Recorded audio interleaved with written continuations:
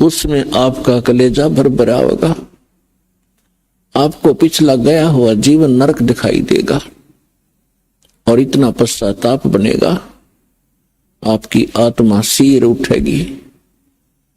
अब जैसे किसी ने नशा कर रखा, चाहे वो सांप के पास पड़ा हो, वो दूसरी बात उसको डस नहीं रहा, लेकिन जब उसकी आंखें खुलेंगी, होश में आएगा, उसका कलेजा हिल जाएगा।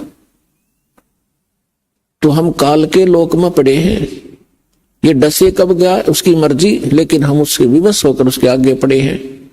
अब उस सर्प के इस काल से परमात्मा बचावेगा, सतनाम और सारनाम की जड़ी आपको देके इसके विष को निष्क्रिय करेगा। जो इस दास के अतिरिक्त इस विश्व में वह जड़ी नहीं है, या उन महापुरुषों के पास थी जिनको भगवान मिले थे, उसमें उन महापुरुषों की हमने कदर नहीं करी, वो चले गए जब हम अनुयायी बन गए लाखों की संख्या में। लेकिन संत के रहते उसका आदर और उसकी प्रत्येक बात पर गहराई से सोचना चाहिए और अमल करें तो लाभ उठा लिया जाता है। तो पुण्यात्माओं, हम ऐसे गंदे लोक में रह रहे हैं, चाहे यहाँ का प्रधानमंत्री बेशक आपने कितना ही अच्छा दिखाई देता हो, लेकिन उस जीव का कोई आधार नहीं है। कबीर सब जग निर्धना, धनवंता ना कोय, धनवंता सो जानियो जिस पर राम नाम धन होवे। जो वर्तमान के अंदर सत साधना नहीं कर रहे हैं, चाहे वह कितने धनी हो, कितने उच्च पोस्ट प्राप्त है, उन जीवों का भविष्य नरक में है, बहुत बुरा होगा उनके साथ। अब उनको ये ज्ञान होगा जो कि एक मानव को, प्रत्येक प्राणी को होना चाहिए कि जो तू गलतियां कर रहा है इसका तुझे दंड भी भोगना होगा। तो उसके बाद वो प्राणी, बुद्धिमान व्यक्ति, वो गलती किया नहीं करता। आज जो हाहाकार मची है संसार के अंदर, किसी भी भाग में जाकर देख लो या किसी और फील्ड में देख लो, एक माया कमाना उद्देश्य बना रखा प्राणी ने, चाहे झूठ बोल के, चाहे रिश्वत लेके, चाहे हेरा फेरी करके। किस लिए? कि कोठी बनाऊंगा, अपने बच्चों को अच्छी शिक्षा दूंगा, उनके लिए कार खरीदूंगा, बैंक बैलेंस बनाऊंगा। पुण्यात्माओं, या भूल पड़ गई, हम भूल गए विधान को परमात्मा के। मासा घटे न तिल बधे, विदना लिखे जो लेखे, सच्चा सतगुरु मेट कर भाई ऊपर मारे मेख। जब तक हम परम संत की शरण में परमेश्वर की रजा ग्रहण नहीं करते, तब तक हम केवल अपना किया कर्म ही प्राप्त करते हैं। उसके अंदर एक नए पैसे का कोई भी परिवर्तन नहीं हो सकता। यदि कोई 2 नंबर का पैसा इकट्ठा करके धनी बनना चाहता है, पुण्यात्माओं, समय आने पर उसके लिए बहुत बुरी बनेगी।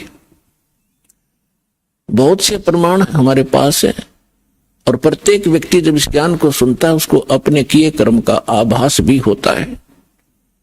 और जब उसको पता चलेगा कि सचमुच ये कर्म ठीक नहीं है तो वो त्याग भी देगा। जब तक उसको ये पता ही नहीं लगेगा कि मैं जो कर्म कर रहा हूं ये सचमुच बुरा है, क्योंकि हम जिस क्षेत्र में रहते हैं वहां सभी वही क्रियाएं कर रहे होते हैं, तो हम निश्चिंत हो जाते हैं, सभी कर रहे हैं, नो प्रॉब्लम।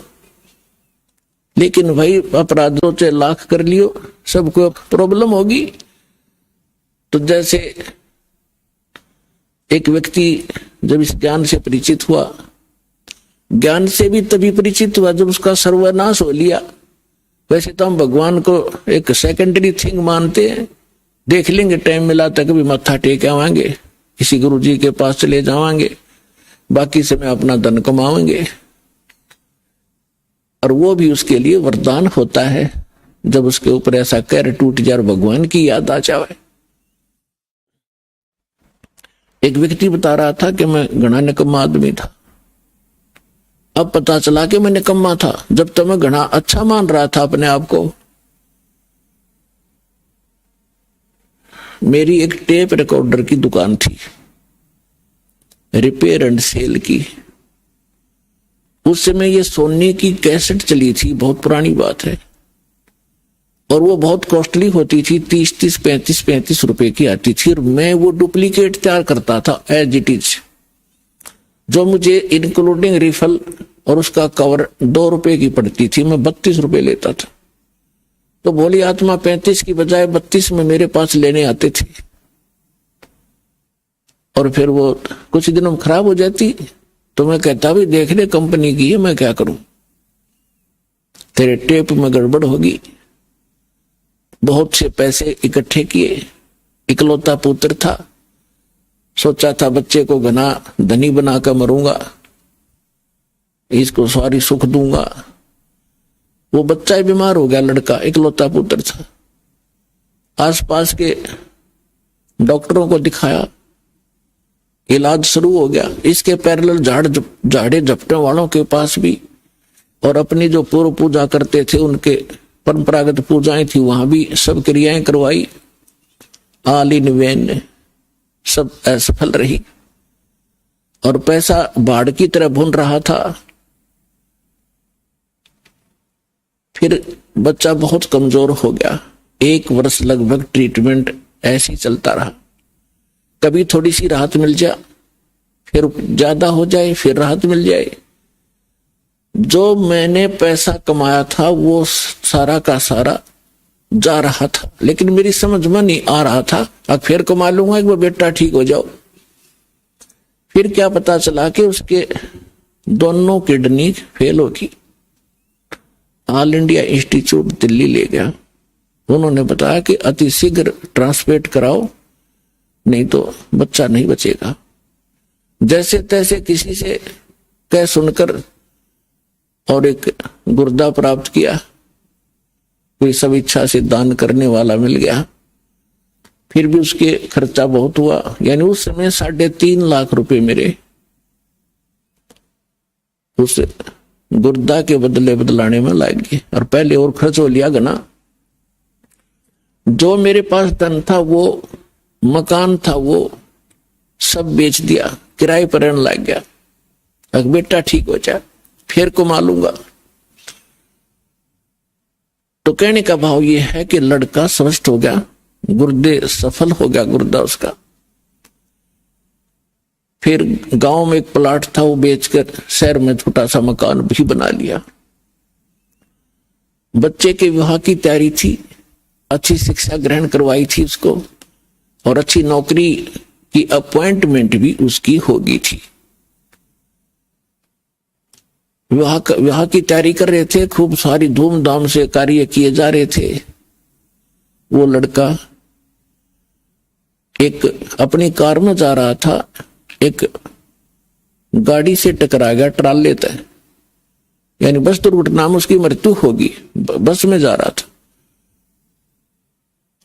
अब इकलौता पुत्र था, जिसको सुखी देखना चाहता था, दुनिया को लूट रहा था। फिर मेरा वो लड़का भी ना रहा, टक्कर मार के रो रहा था। फिर ऐसे ही आपका कोई भक्त मिला, उसने मुझे एक कैसेट दी। तब मुझे अपने किए कर्म का आभास हुआ और मेरा सर्वनाश हुआ। तो तब मैं परमात्मा की तरफ चला, ना तो शायद मैं भगवान भी याद नहीं करता। तो पुण्यात्माओं, परमात्मा कहते हैं, तुमने दरगाह का उस मैल नहीं देखा, धर्मराज के तिल तिल का लेखा। तुमने वहां देखा नहीं भगवान का, वहां कैसे अकाउंट होता है। एक पाई भी, एक नए पैसे का वहां हेरा फेरी नहीं होगी। आपका किया कर्म एज ए फिल्म आपके सामने चल पड़ेगा। जहां आप ना नौकर करोगे, यस करते चलोगे तो ठीक है। जहां ये कहोगे ऐसा मैंने नहीं किया, फिल्म चला देगा धर्मराज। क्योंकि एक हमारे अंदर फीड होती है, एक उसके पास फैक्स हो जाती है डेली। तो जब आपको ये ज्ञान होगा कि ऐसा जुल्म क्यों करें, जो भोगना इतना बुरी तरह पड़ता है, तो उस समय आपको कैसा महसूस होगा, भगवान बताते हैं। जैसे कर का जहर का रंग होरी हो, कहो कौन तिस खावे राम रंग होरी हो। यदि आप होली यानी होली मनाना चाहते हो, खुशी मनाना चाहते हो, तो परमात्मा के इस राम नाम की होली में आप समावेश कर लो। इसमें ये राम नाम की होली में आप अपना पार्ट कर लो, हिस्सा कर लो, यानी पूर्ण संत को गुरु बना लो। और यदि आप यहां भी सुखी होना चाहते हो, परमात्मा की शरण ग्रहण करो और फिर परमात्मा के ज्ञान के आधार से भक्ति करोगे, दान धर्म करोगे, तो आपको वो समर्थ परमात्मा आपके भाग्य में ना होगा तो भी देगा। हम जब तक परम संत के माध्यम से और परमेश्वर उस परम अक्षर ब्रह्म कबीर परमेश्वर की शरण ग्रहण नहीं करते, तब तक हम अपना केवल जो पूर्व जन्म का संस्कार है वही प्राप्त होता है। चाहे बुरा है तो बुरा मिलेगा, अच्छा है तो अच्छा मिलेगा। और जो पुण्यकर्मी प्राणी हैं, आज वो बड़े बड़े सेठ बने हैं, कोई राजनेता बना है, कोई अभिनेता बना है, कोई आईएएस आईपीएस बना है, कोई डॉक्टर इंजीनियर बना है, कोई जज बना है, कोई एडवोकेट बना है, तो ये पिछले जन्म के घने पुण्यकर्मी प्राणी हैं। और ये सारा जीवन खोटे कर्म करें, चलो सभी तो नहीं करते, चाहे वो सारे जीवन में कितनी गलतियां करें, कितने 2 नंबर के काम करें, उनके पिछले पुण्य उनको प्राप्त होंगे ही होंगे। और उनको एक सबसे बड़ा धोखा ये रहेगा कि हमारा कुछ बिगड़ा को नहीं, हमारा क्या बिगड़ गया, वो फलाने ने ऐसा कर दिया, दकड़ियों ने ऐसा कर रहा था, राज भी वो सुखी है। तो उनके साथ साथ और भी उसी आग में गिरते चले जाएंगे। लेकिन जब हम परमात्मा के विधान से परिचित होंगे कि जब तक आपके पुण्य चलते हैं, आप चाहे डाके मारो, चाहे हत्याएं करो, चाहे बकरे मारो, मांस खाओ, शराब पियो, झूठ बोलो, और चाहे 2 नंबर के काम खूब करो, आपके पूर्व जन्म के पुण्य आपको मिलते रहेंगे। और जिस समय वो पुण्य क्षीण हो जाएंगे,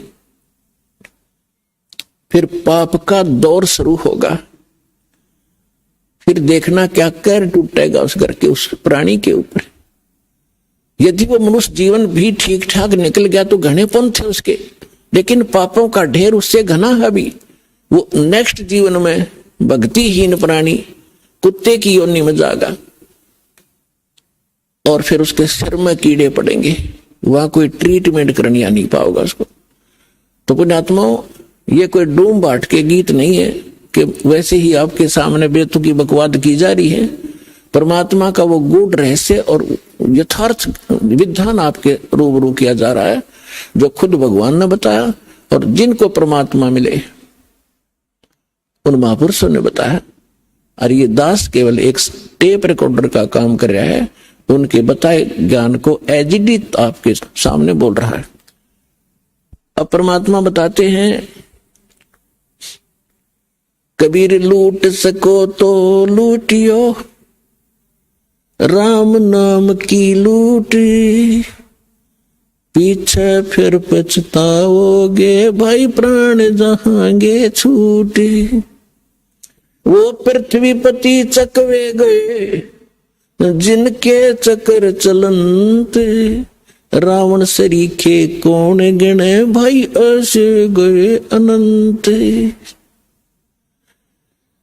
राम रटत दारिदर भलो, टूटी घर की छान, वो कंचन मैल किस काम के, जा भक्ति नहीं भगवान। राम रटत कोड़ी भलो, चू चू पड़े जो चामे, वो सुंदर दे किस काम की, जा मुख नाही नाम। कबीर जिव्या तो वाए भली, जो रटे हरि नाम, नहीं तो काट के फेंक दियो, ये मुख में भलो ना चामे। पुण्यात्माओं, जिव्या कितनी काम की चीज है। हर प्रकार के टेस्ट बता देती है, खाने में सहयोग देती है, परमात्मा का गुणगान करती है। यदि हम इसका यथार्थ यूज नहीं करते, सही प्रयोग नहीं कर रहे हैं, जैसे सारा दिन झूठ बोले, पेट के लिए अटपट करते हैं, किसी का गलत गवाही देकर उसको सजा प्राप्त करवा देते हैं अपनी इस जुबान से, तो ये जुबान आपके लिए सबसे बड़ी दुश्मन से धोएगी और अगले जन्म में आपको पशु योनि में भेज दिया जाएगा। जुबान होगी लेकिन इसको आप बोल नहीं सकोगे। तो परमात्मा कहते हैं यदि भक्ति नहीं करते हो, परमात्मा की गुणगान नहीं करते हो, इसके अतिरिक्त आप केवल रोजी रोटी या किसी अन्य को सताने के लिए जिह्वा का प्रयोग करते हो। कबीर साहब कहते हैं हितै पराई आत्मा जीभ बांध तलवार। एक तगड़ा व्यक्ति एक कमजोर व्यक्ति को ऐसा वचन बोल देता जुबान से, अब उसकी पार तो बसाए नहीं, क्योंकि वो हर तरह से सब उसे तगड़ा है, बलशाली भी है, वैसे भी राज में पहुंच है, तो वो व्यक्ति उसको प्रति उत्तर ना दे करके बैठ कर रोता है अपने घर पे, उसकी आत्मा दुख पाती है। तो उसने उस जीभ से तलवार का काम कर दिया, उस आदमी की आत्मा काट दी। उसका उसके बैड अकाउंट में लिखिएगी, बेशक वो गरीब ना बोल सकता, परमात्मा सारी सुनता है। कहते हैं चिट्ठी पायल बाजा पैर साहिब सुनता है सब लहर। तो इस प्रकार हम इन सभी क्रियाओं से जो परिचित होंगे उसके विषय में बताया है कि फिर हम ये गलतियां नहीं करेंगे और हम केवल भक्ति करेंगे। तो परमात्मा बताते हैं कि जब आप भक्ति ना करके और अन्य किसी भी विषय पर चर्चा करोगे, आपको ये बात याद आवेगी, क्यों टाइम वेस्ट करा। अपने कोई भक्ति करेंगे या नित्यनेम करेंगे या मंत्र जाप करेंगे, ना अपनी कोई पुस्तक धार्मिक वो पढ़ेंगे, उससे पुण्य बनेंगे। इसके अतिरिक्त हम जो भी करते हैं बोलते हैं वो व्यर्थ है, वो यूजलेस है।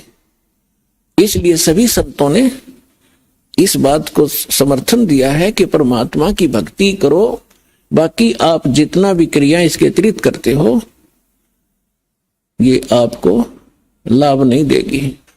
अब जैसे आपने सुना था कि जैसे कर का जहर का रंग होरी हो, कहो कौन तिस खाव राम रंग होरी हो। अब जैसे जरा सा भी कोई पाप आप करोगे, आपको ऐसा लगेगा जैसे ये विष का कण है। जब आपको ये पता है कि ये वस्तु जो पदार्थ यहां पर गिरा है ये विष है और उसका एक कण भी पड़ा हो और विष के अवगुण से आप परिचित हैं, उसकी हानि से परिचित हैं, उसका एक कण किरका कहीं गिरा हो, क्या आप उठाकर जीभ का लगाओगे? उसको उठाकर ऐसे स्थान पर दबाओगे किसी और के भी हाथ ना लग जा, और अपने हाथ में भी 6 साबुन से धोओगे। तब आपको जब ये ज्ञान होगा कि आप जो क्रियाएं कर रहे हो, एक परमात्मा की भक्ति ना करके 2 नंबर के काम करते हो, मांस खाते हो, शराब पीते हो, हुक्का पीते हो या और कोई दुराचार करते हो, आपको वो विष का कण दिखाई देगा। और जो व्यक्ति बुद्धिमान होता है, जैसे बालक तो गलती करते हैं, वो विष भी खा जाते हैं, मर जाते हैं, खाएंगे तो मरेंगे भी। और जब वो बच्चे बुद्धिमान होते हैं, कुछ सियाने होते हैं, फिर उनको पता चल जाता है कि ये सर्प है, ये बिजली है, ये विष है, और पहले वो उन्हीं को पकड़ लेता और मर जाता है। जब वो समझदार होता है तो स्वयं भी दूर भागता है और अन्य को भी सतर्क करता है कि बिजली का तार गिरा है, से दूर हो जाओ। और छोटा बालक होता है, जब तक बुद्धि काम नहीं करती उसको पकड़कर मर जाता है। सर्प को भी छू लेता, पकड़ लेता है, उसको डस जाता है, वो मृत्यु को प्राप्त हो जाता है। और जब वो बच्चा बड़ा हो जाता है, उनके अवगुणों से परिचित हो जाता है, उसकी बुद्धि काम करने लग जाती है, तो फिर वो स्वयं भी बचता है, अन्य को भी सतर्क कर देता है। ठीक इसी प्रकार ये समाज सारा बालक बुद्धि का है। जब तक ये तत्व ज्ञान से परिचित नहीं है, परमात्मा के विधान से परिचित नहीं, तो सभी विष खा रहे हैं, सर्प की पूंछ पकड़ रहे हैं और बिजली के तारों को हाथ लगा रहे और मर रहे हैं। अब इस ज्ञान से, इस तत्व ज्ञान से आपका कलेजा हिल जाएगा। और इतना ज्ञान समझ के भी कोई नहीं मानता है तो महामूर्ख, और फिर उसका कोई ट्रीटमेंट नहीं, वो तो गधा ही है, इस जीवन में भी गधा है। जब हमें प्रत्यक्ष दिखाई देता है कि परमात्मा हमारे साथ हो जाएगा, तो हमें कोई दुख नहीं रहे। राजा भी भगवान की खोज में फिरता है, कोई संतों से मिलता है, कोई जंतर मंत्र कराता है। राजा से बड़े तो आप नहीं हो सकती प्रजा, ना सुखी हो सकती जैसा तुम मानते हो। राजा भी अपनी आपत्ति में परमात्मा की आड़ लेता है और आपको सीधा ही भगवान मिल रहा, तो फिर आपका कौन सी कमी आवेगी, ये विचार करने की बात है। पहले तो दास आपको परमात्मा के विधान और इस ज्ञान से इतना परिपूर्ण कर देगा कि आपके हृदय में ये पक्की बात समा जाएगी कि कबीर इज गॉड, और ये रियलिटी है, वास्तविकता भी है। और फिर ये ऐसा प्रमाणित कर दूंगा कि ये भक्ति है, ये विधि है भक्ति की, और विधि नहीं है। आप बुद्धिमान हो, हमारे पास सदग्रंथ हैं, प्रमाण हैं, जिन महापुरुषों ने ये मंत्र जाप किया उनका उद्धार हुआ, वो मोक्ष हुआ। हम भी मानते हैं ये मुक्ति प्राप्त हुई इनकी, उनके अतिरिक्त कोई मोक्ष प्राप्त प्राणी नहीं है।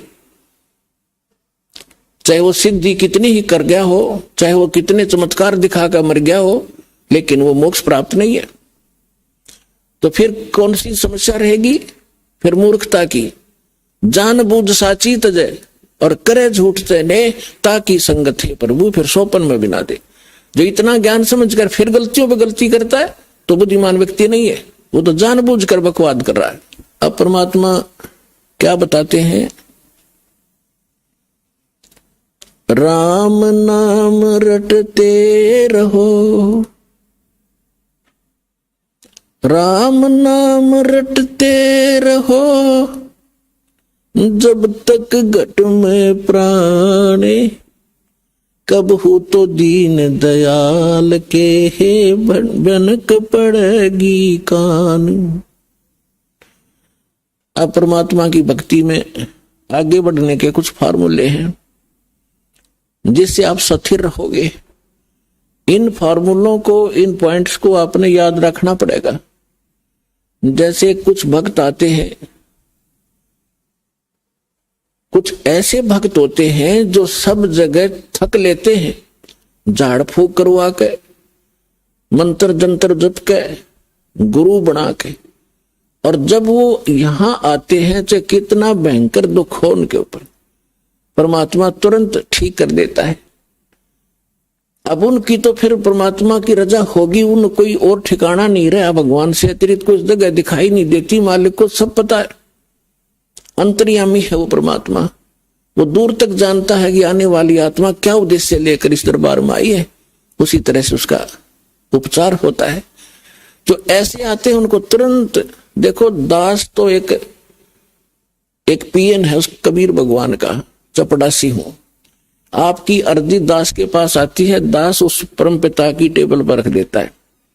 अब उसने यस और नो उस कबीर भगवान ने करनी है, और यहाँ सेकंडों में होती है। यहाँ कोई कार्यालय नहीं है, वह साइन होगा फिर वापस आओगी। सेकंड्स के भी कुछ क्षणों में वो सब अर्जी परमात्मा फैसला करता है। तो जो भी आता है, जैसी उसकी अंतःकरण की भावना होती है, दास आपकी अर्जी दास के पास, दास की परमात्मा के पास, तो फिर करना उस मालिक ने है। तो कुछ ऐसे आते हैं उनको तुरंत राहत मिलती है। मालिक को पता कि अब ये कहीं नहीं जाएंगे मेरे बच्चे, सब जगह थक लिए धक्के खा के। कुछ ऐसे आते हैं, हमारे भक्त कहते हैं चलो वहां जाते ठीक हो जाओगे, चलो वहां जाते ठीक हो जाओगे। अब वो आ जाते हैं, दुखी दिन तो आना ही होता है, लेकिन वो उद्देश्य कुछ और रखते हैं कि ठीक है चलते हैं, ठीक हो गया तो ठीक है, नहीं तो नहीं। तो ऐसे नहीं बनती बात है। तो इसलिए दास सबसे पहले आपसे कहता है कि किसी को भी आप प्रेरित करो, अच्छी बात है, क्योंकि भूले को राह दिखाना एक परम कर्तव्य बनता सभ्य नागरिक का। तो ये सब भूले पड़े हैं, लेकिन उनको पहले ज्ञान समझाओ, उनको पुस्तक दो ज्ञान गंगा। और ये ज्ञान गंगा पुस्तक जो है, और भी कोई हमारी सीडी है बनाई हुई या कोई भी परमात्मा का लिटरेचर जो इस दास के सत्संगों से बना है, उनको दो पढ़ने के लिए। और ये एक ऐसा ज्ञान है परमात्मा का। कबीर साहब कहते हैं, और ज्ञान सब ज्ञानड़ी और कबीर ज्ञान सो ज्ञान, और जैसे गोला तोब का करता चले मेहता। तो पहले उनको ज्ञान से समझाओ, फिर वो ज्ञान से परिपूर्ण होकर फिर यहां आएंगे। जब तक ज्ञान से परिपूर्ण होकर यहां नहीं आएंगे तो वो फिर डगमग हो जाएंगे। परमात्मा इस चीज को लाइक नहीं करते कि ये डले थे, पहले ढो ही रहे थे, 36 जगह भटक लिए, नकली गुरुओं के पास धक्के खा लिए, जीवन नाश कर दिया इन्होंने। तो अब अपने परमात्मा को पहचान कर फिर यहां लगे। तो इसमें क्या होता है कि फिर दूसरा इसका कारण ये होता है, जैसे किसी डॉक्टर के पास रोगी जाते हैं, एक ही जैसा रोग होता है, एक व्यक्ति को तो 2-3 खुराकों में राहत मिल जाती है और दूसरे को 3 महीने गोलियां खाने का निर्देश दिया जाता है डॉक्टर के द्वारा। तो उसके रोग में अंतर है। वो नहीं सोचा इसका तो 2 खुराक में ठीक कर दिया, मैंने 3 महीने खानी पड़ेगी, मैं तो नहीं खाने का, तो ना खाने का तो मर जाने का, और क्या इलाज है। अब उसका रोग इतना गहरा नहीं था, जो जल्दी समय पर आ गया तो ठीक हो गया, और उसने वो 3 महीने खानी ही पड़ेंगी और ठीक होगा क्योंकि टेबलेट वो कारगर है। तो पुण्यात्माओं, इस संसार में 21 ब्रह्मांड में दास के अतिरिक्त कोई संत नहीं और कबीर साहब के अतिरिक्त कोई भगवान नहीं। और जो समाधान दास देता है उससे सारे काम ठीक होंगे।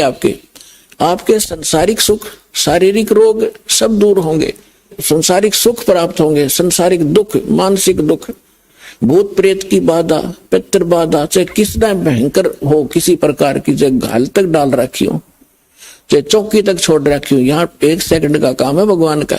हम धड़े दुपटे नहीं लाते, परमात्मा के उस शब्द में इतनी ताकत है, जो मंत्र हम देते हैं अपने आप सब भाग जाते हैं।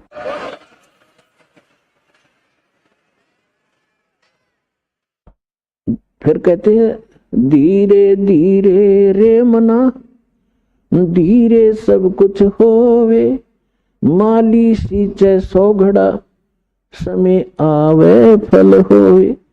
अब ये फार्मूले आपने याद रखने इस मार्ग पे कि धीरे धीरे रे मना, धीरे सब कुछ हो। आप बच्चे को स्कूल में भेजते हो प्रथम कक्षा में, और फिर उसको परिपूर्ण ज्ञान प्राप्त कराने के लिए, रोजी रोटी के योग्य बनाने के लिए 20 वर्ष तक, 15 वर्ष तक फ्री छोड़ देते हो।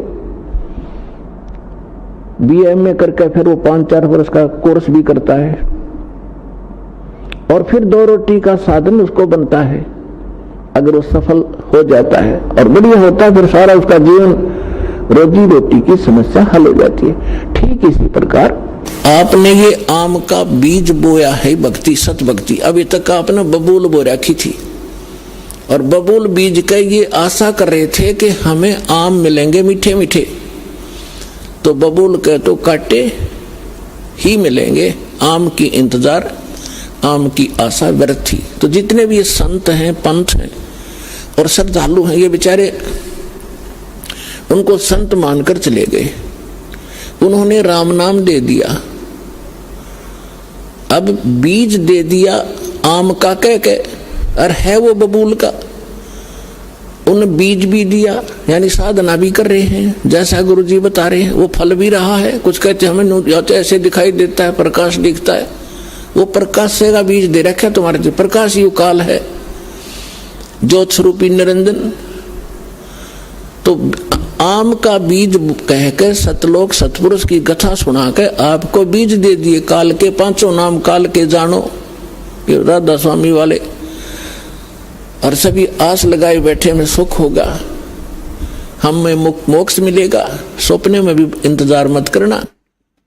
बीज आम का बीजिए और फिर वो प्रोसेस अपनाइए जो एक बीज को बो के पेड़ बनाने तक जो क्रियाएं की जाती है, और फिर देखना।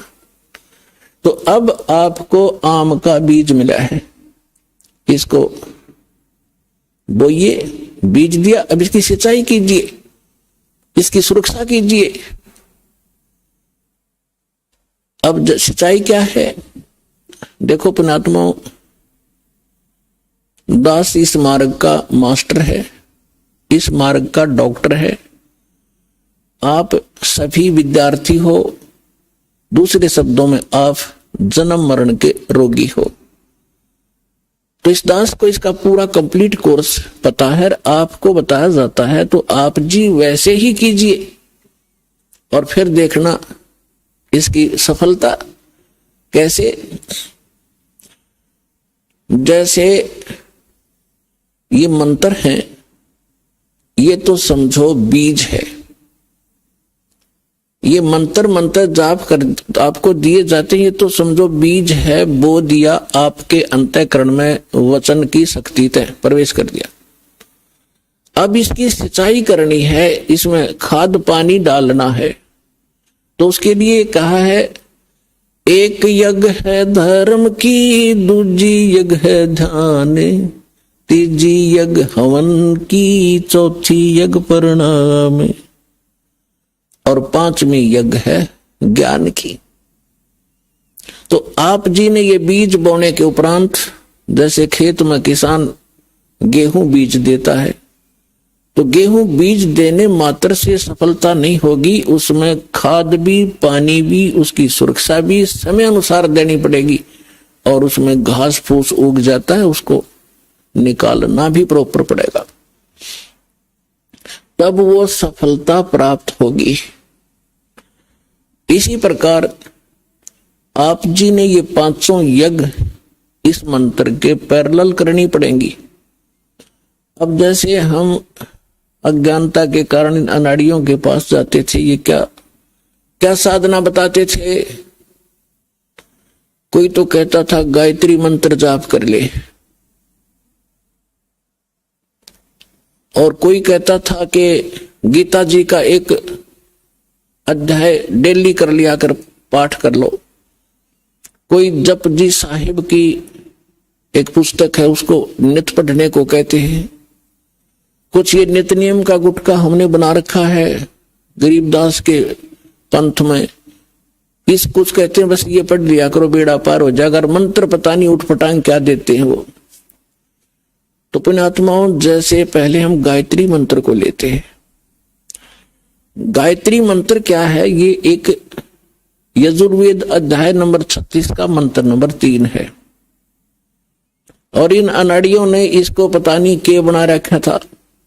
इसके आगे ओम अक्षर लगा लिया, ओम भूर्भुवः स्वः तत्सवितुर्वरेण्यं भर्गो देवस्य धीमहि धियो यो न प्रचोदयात्।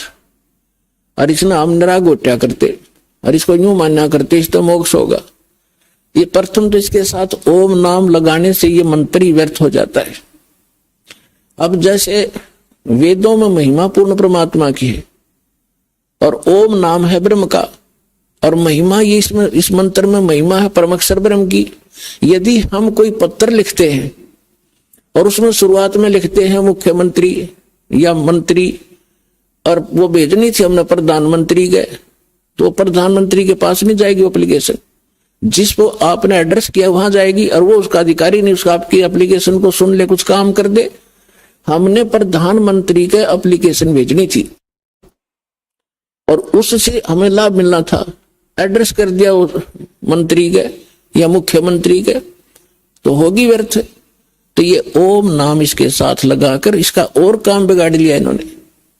दूसरी बात रही, अगर यदि इस ओम नाम ना लगा के और भूर्भाव से शुरू करके इसका बार बार आवर्ती करते रहे, रिपीटेशन करते रहे, तो इससे लाभ क्या होगा? इसके अंदर लिखा है जैसे इलेक्ट्रिसिटी, विद्युत, इस बिजली के गुण लिखे हो कहीं पे कि बिजली पंखा चलाती है, अंधेरे को उजाले में बदल देती है, और ये ट्यूबवेल से जल निकाल देती है, आटा पीस देती है, पंखा चलाती है। तो इसके गुण लिखे हैं ये। इसको चाहे श्लोक बना लो, इसकी चाहे कविता बना लो, चाहे इसका कोई भजन शब्द बनाकर ढोलक पीट के गा लो, चाहे सारंगी ठागा हारमोनियम बांध के गा लो, वो गुण चाहे वैसे बता लो कि बिजली पंखा चलाती है, बिजली अंधेरे को उजाले में बदल देती है, ट्यूबवेल से जल निकालकर सिंचाई कर देती है, और बिजली आटा पीस देती है, पशुओं का चारा काट देती है। तो ये गुण तो उसके अंदर विद्यमान है। इसने एक बार पढ़ लो, चाहे इसने सारी उम्र बांच लो, वो गुण उसमें विद्यमान है। पर वो प्राप्त कैसे होंगे आपको, वो गुण प्राप्त कैसे हो, वो मेथड कौन सा है, वो भिन्न है। ये तो ज्ञान हो गया, ज्ञान यज्ञ है ये, कि इस वस्तु में ये गुण है। अब वो प्राप्त कैसे हो वो गुण, उसके लिए सारा तरीका ही अलग है। उसके लिए उस ऑफिस का पता चाहिए जहां से वो कनेक्शन मिलता है। वहां फिर जाकर वो कहेंगे ये फॉर्म भरो, ये फॉर्मेलिटी लाओ, वो सारा पूरा करके एप्लीकेशन लगाओ, समय आने पर आपका कनेक्शन मिल जाएगा। तो जो गुण गाया करते थे आप उस बिजली के, अब आपको वो प्राप्त होने शुरू हो गए। फिर गाओ चाहे मत गाओ, वो गुण आपके शुरू हो गए। और फिर भी वो अच्छा है, बिजली बटन दबा दे, इतना ज्ञान तो रहना ही चाहिए कि बल्ब जगाना है ये बटन दबाओ, मोटर चलानी है ये दबाओ। ज्ञान यज्ञ फिर भी पैरेलल रहेगी, तो वो आपको सहयोग देगा, लेकिन जब तक कनेक्शन नहीं मिलेगा वो लाभ प्राप्त नहीं होंगे। तो इसी प्रकार पुण्यात्माओं, अभी तक ये ज्ञान का टोटा रहा और हम धोखा यूं खाते रहे कि ये संत जो है ये पहुंचे हुए हैं। बताइए, सतपाल जी महाराज और ये बाल योगेश्वर जैसे, इन्हें कक्का नहीं पता भक्ति मार्ग का, ये आसाराम जैसे, और करोड़ों को डुबो के अरे अपना जीवन नाश करके चले जाएंगे। अब ये परमात्मा कहते हैं गुरुआ गाम बिगाड़े, संतो गुरुआ गाम बिगाड़े, ऐसे कर्म जीव कला दिए ईब जड़े ना जाड़े। ऐसे उलझा दिया, न समझाऊं तो उल्टे पड़े, नो कहो वाह भाई वाह, निंदा करता रामपाल तो।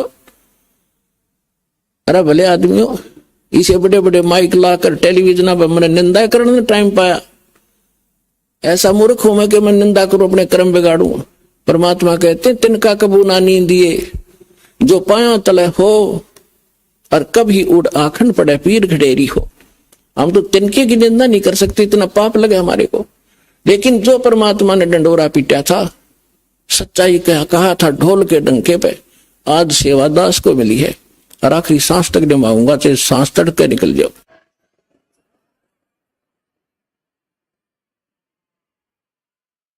अब इसको कोई निंदा समझता है तो उसने भांग पी रखी है या कति अनजान आदमी है। अब जैसे किसी ने नकली नोट बना लिए थे पीछे, और बहुत भी बनाते रहते हैं समय समय पर, और सरकार क्या करती है, डुप्लीकेट और ओरिजिनल को दोनों को साथ साथ दिखाती है। टीवी के माध्यम से, समाचार पत्रों के माध्यम से दोनों के फोटो दिखाए जाते हैं और बताया जाता है कि नकली ये है, ओरिजिनल में ये गुण है, इनमें ये भिन्नता है। तो क्या सरकार आलोचना करती है, महापरोपकार करती है, ना ठग लूट ले जाते संसार को। तो ये दास कर रहा है। हमारे ओरिजिनल नोट है हमारे सदग्रंथ, और वो महापुरुषों की अमर वाणी जिनको भगवान मिला, और ये डुप्लीकेट अनुभव है इन संतों के जो उनसे मेल नहीं खाते, उनको त्याग दो, ओरिजिनल नोट ग्रहण करो बरवाला आश्रम में आके। इतनी सी बात है। अब इसको कोई निंदा कहता है तो कुछ दिनों में फिर वो इस ज्ञान को समझकर गुणगान किया करेगा, रोया करेगा एकांत में बैठ के, कैसे महापुरुष के बारे में मैंने क्या शब्द बोल दिए। कबीर साहब कहते हैं सतगुरु के सजदा करूं, कर्म छुटाए कोट, और जो ऐसे सतगुरु की निंदा करे फिर जम तोड़ेंगे होठ। उसके बुरा हाल होगा उन लोगों का आगे चल के, समय पर ना संभले तो प्रसंग जो चल रहा है उसी पर आते हैं। इस भक्ति बीज को सफल करने के लिए बहुत से प्रोसेस है, प्रोसीजर है।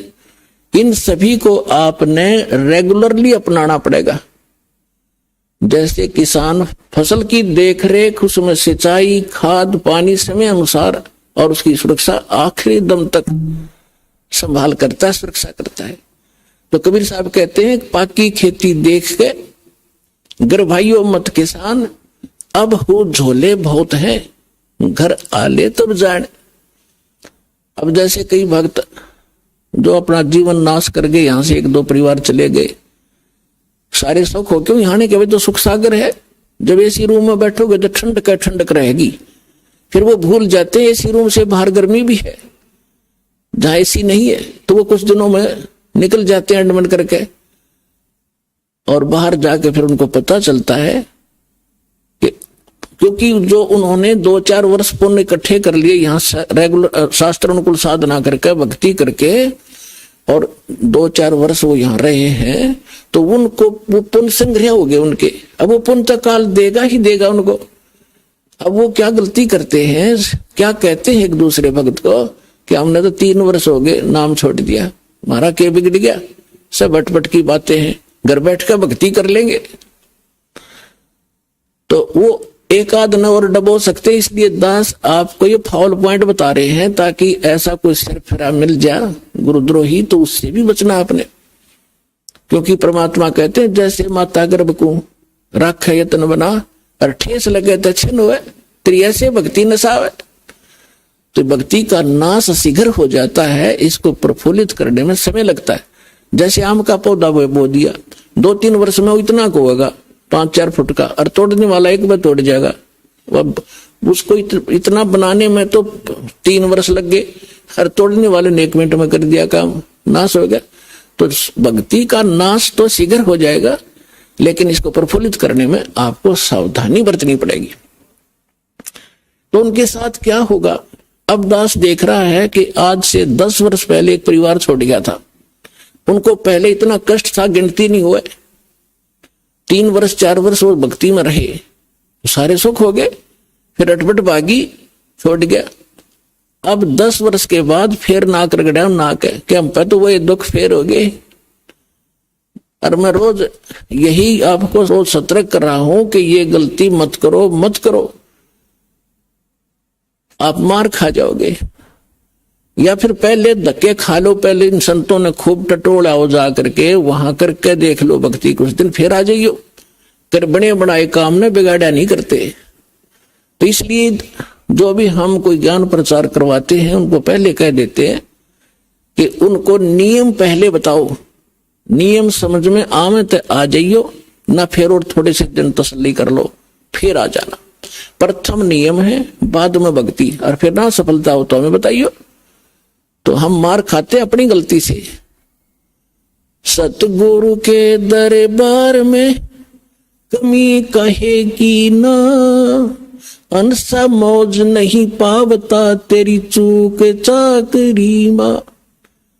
परमेश्वर कबीर जी की डिक्शनरी में इम्पॉसिबल वर्ड नहीं है, हम उससे लाभ नहीं प्राप्त कर पा रहे हैं तो कहते हैं आपकी कोई चूक चाकरी में। अब जैसे एक 3 फेज की लाइन से 10 घरों को कनेक्शन मिला हुआ है, और अन्य के पंखे भी चल रहे हैं, ट्यूब भी जल रही है, और उसका कुछ नहीं चल रहा, और कनेक्शन एक ही स्थान से है। आप कंप्लेन करोगे बिजली विभाग में तो वो मीटर तक चेक करेंगे, वो कहेंगे यहां तक लाइट है, आगे अपने पंखे कूलर तुम देखो आगे क्या डिफेक्ट है। तो इसी प्रकार पुण्यात्मा, जो आप में अपनी त्रुटि के कारण परमात्मा की पावर आगे प्रवेश नहीं करके कोई काम नहीं कर पा रही है, तो आप अपना कोई त्रुटि देखो, पुनर्उपदेश लो, रिकनेक्शन करवाओ, रीसेटिंग करवाओ। लेकिन बार बार नामखंड करने से फिर परमात्मा अक्षुब्ध हो जाएंगे। ठीक है, हम ऐसे समाज में आप रह रहे हो अभी तो, जिसमें एक भक्त नाम लेके जाता है और घर वाले सारे विरोधी होते हैं, तो मालिक को पता है कि बच्चे को मजबूर भी कर सकते हैं, थोड़ी बहुत दिन ये संघर्ष करने में पक्का होगा, तब तक उसको नामखंड हो जाता है। तो ऑप्शन बनाया है कि उसको अपना दोबारा उपदेश ले, रीउपदेश ले, उसको रिकनेक्ट करवावे, और फिर मालिक साथ देगा, दृढ़ हो। कबीर साहब कहते हैं सतना छोड़े सूरमा, सत छोड़े पतजा, और सत के बांधे लक्ष्मी या फिर मिलेगी। अब जैसे इस दास ने जब शुरुआत करी, मेरे घर वाले सुनने को तैयार नहीं थे इस मार्ग को। मेरा भाई जहां भी मैं जाता था भक्ति में साथ रहता था, लेकिन जब ये ज्ञान उसको सुनाया था वो भी चिंगर गया, ने बोला इसे यो के था। फिर मैं भी सुनो इससे बड़ा कोई हो सकता है।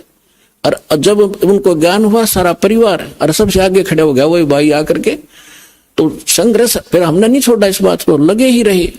और आज देख लो कितना विरोध हुआ, जेल तक भेज दिया झूठा केस बना के इस दास पे, लेकिन आज सफल हुए।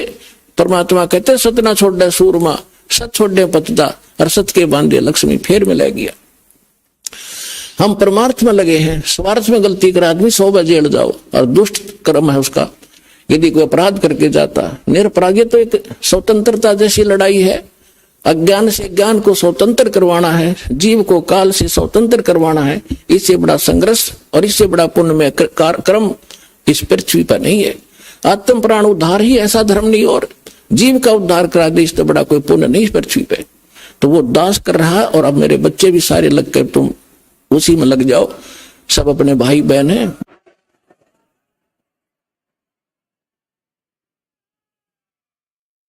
सबको सुख होगा, सभी दुखी हैं, सबको भगवान की चाह है, लेकिन ये काल के 2-3 घेरे बैठे हैं अज्ञानी बना के।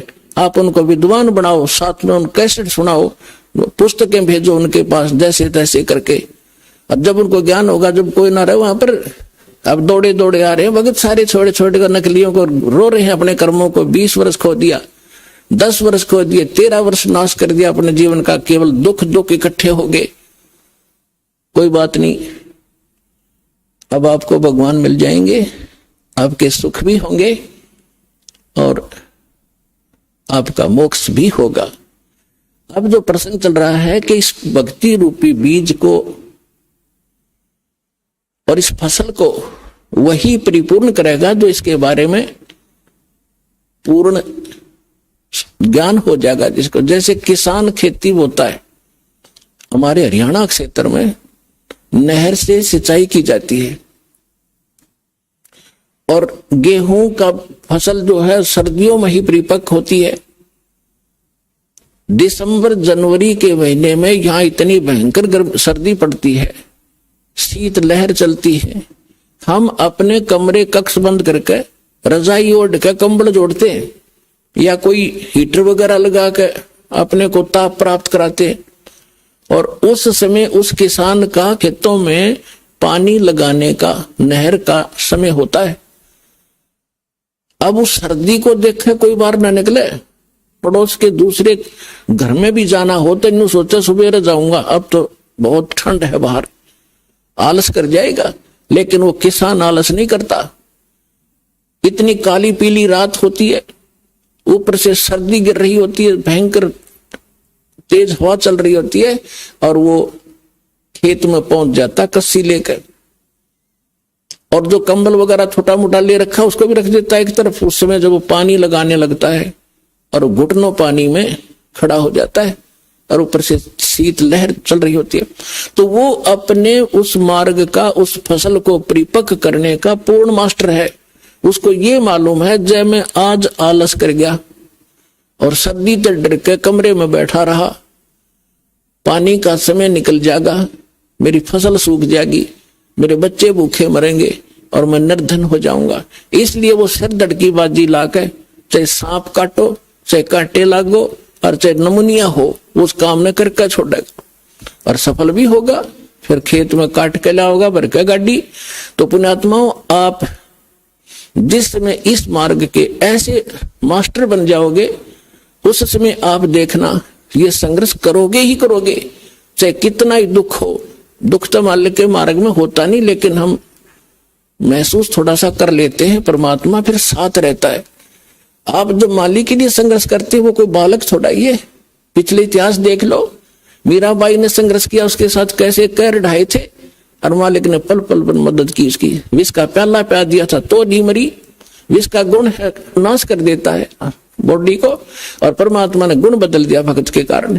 तो उसके हाथ में सब पावर है। तो हम अपने भगवान को, उस समर्थ परमात्मा को पहचान कर और इस मालिक के मार्ग को ग्रहण करके फिर इतना दृढ़ होकर चलना पड़ेगा आपने। फिर सफलता देखियो, फिर इसका फल देखना, यहां भी सुख होगे और सतलोक में जाओगे सीधे जहाज में बैठ के। ये गारंटी देता है दास आपको।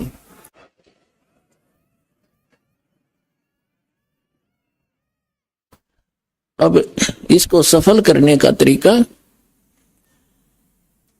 एक यज्ञ है धर्म की, दूजी यज्ञ है ध्यान, तीजी यज्ञ हवन की, और चौथी यज्ञ परिणाम। यज्ञ पांचवी ज्ञान है। ये पांचों यज्ञ आपसे यहां कराई जाती है। आप घर पे तो करते ही करते हो, लेकिन यहाँ एक विशेष डोज दी जाती है। जैसे हम ज्यादा सीरियस हो जाता है रोगी, तो डॉक्टर सबसे पहले जाते ही उसको ग्लूकोज वगैरह, ऑक्सीजन वगैरह लगाता है, एडमिट करता है कुछ समय के लिए। अब जो दास बता रहा था कि जो खेत में बीज बो दिया, बीज तो समझो ये मंत्र है, प्रथम, सेकंड और थर्ड, तीसरा सारनाम, और ये खाद और पानी है, ये पांचों यज्ञ। तो बुद्धिमान को संकेत बतेरा होता है कि किसान को मालूम है बीज बोन देने तो काम नहीं चलेगा, उसमें खाद भी डालना पड़ेगा। यदि आपके पास पैसा नहीं है ना किसान के पास, तो किसी तो उधारे लेगा या कितना ब्याज पे लेगा और उस खेत में खाद पानी प्रॉपर डालेगा। उसको मालूम है कि फ्री फल गया तो आप पे कर्ज उतर जाएगा। तो इसी तरह आप जी ने इस भक्ति रूपी फसल को परिपक्व करने के लिए ये करना पड़ेगा दान धर्म। एक यज्ञ है धर्म की। अब धर्म जैसे आप यहां आते हो, या कोई रोटी खाने नहीं आता कोई, या परमात्मा के लिए आते हैं, अपने संकट के निवारण के लिए आते हैं, अपनी आत्मा के कल्याण के लिए आते हैं। तो यहां वो भक्त आते हैं। कौन भक्त? जो परमात्मा के घने लाडले होते।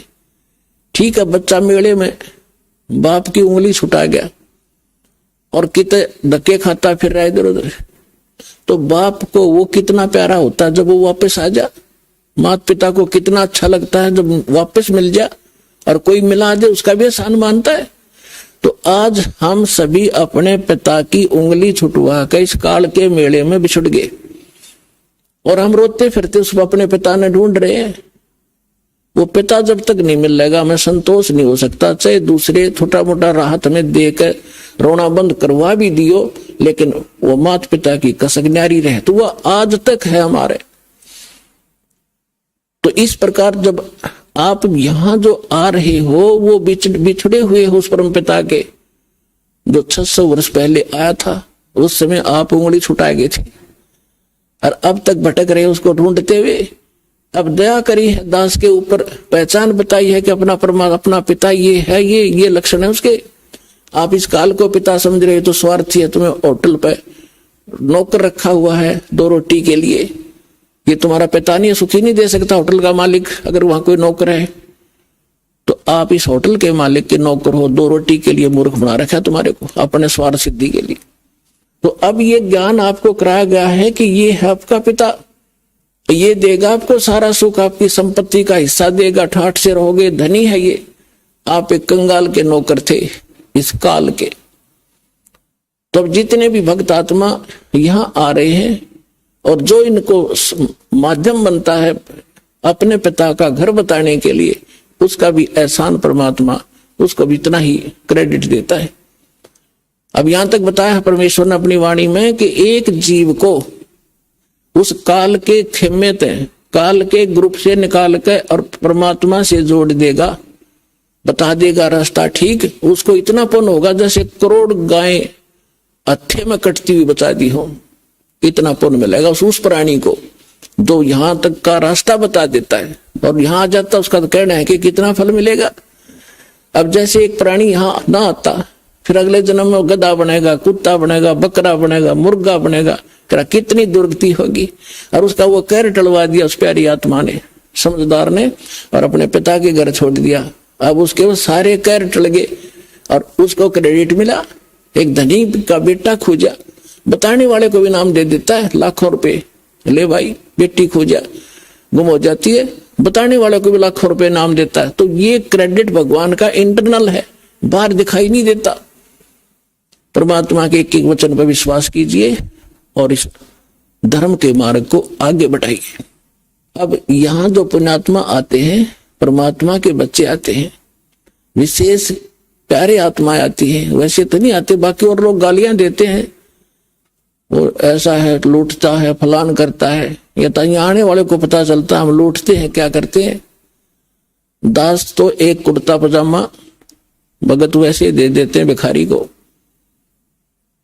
या कोई पैंट कमीज, इससे अतिरिक्त कुछ नहीं मेरे पास। जो भी आता है सारा भगवान के बच्चों के लिए, सारी व्यवस्था में, खाने में, मैटों के लिए, पंखों के लिए, सारी व्यवस्था आपके लिए। किक पैसा परमात्मा का एज इट इज यूज होता है, और इसलिए आप फल रहे हो। अगर इसमें से एक नया पैसा भी खराब कर दिया, जब मालिक साथ नहीं देगा आपको भी। इसके लिए थोड़ा सा एक कथा सुनाता हूं। एक नरसी नाम के भगत थे। पहले वो सेठ थे, माया में अंधे हो गए थे। परमात्मा ने रजा बख्शी उसके ऊपर, उसकी आंखें खोली। कोई पुत्र नहीं था, एक बेटी थी, उसका ब्याह कर दिया था। और संपत्ति इतनी थी, 56 करोड़ संपत्ति उसके पास थी। 56 करोड़ उस समय, आज तो मेरा ख्याल अरबों खरबों होगी वो। और कोई वारिस नहीं, और फिर भी इतना कंजूस। परमात्मा ने दया करी, उसके साथ एक लीला की, वो लंबी कहानी है, लेकिन जो विषय आज है उस पर उतना ही सुनाऊंगा। उसको ऐसा झटका दिया कि उसके समझ में आ गई कि अब माया मेरी दुश्मन है। और माया इकट्ठी वैसे नहीं होती, पुण्यात्मा हो। अटबट करके जीव मनुष्य इकट्ठा करता है। उसको मालूम था ब्याज ले लेकर पता नहीं दुनिया को कितना धोखा देकर 2 के 20 बना के, अनपढ़ आदमी थे, ले गया 100 रुपये लिख दिए, 1000 पिता पर उतरे नहीं, तब बेटे ने उतारने पड़े हुए। इस तरह वो करोड़ों संपत्ति बनाए बैठा था। परमात्मा ने उसको आंखें खोली, ज्ञान दिया, एक झटका दिया। उसने सारी भंडारा में लगा दी, दान कर दी सारी। और एक जंगल में झोपड़ी डाल कर बैठ गए, पति पत्नी दोनों। परमात्मा ने ऐसा ज्ञान दिया, भजन कर माला फेर, इस माया के कुछ पट रहा है, कल तेरी मृत्यु हो जाएगी, तेरे ये वारिस है, सचेता हुआ कि ये बरतेंगे, तू गधा बनेगा, क्या फायदा इसका। तो कहने का भाव है, उसका बात समझ में आ गई। सारे भंडारा करके और मालिक पे आश्रित होकर बैठ गया। अपने आत्मा हमारा इतना दिल कमजोर हो चुका है कि हम वहां तक बुद्धि उठती नहीं ना, दिल डटता कि हम भगवान पर इतना विश्वास कर सके। जैसे कहते हैं कि तुलसी बेरुआ बाग में सीतत भी मुरझावे, राम भरोसे जो रहे वो पर्वत पर लहरावे।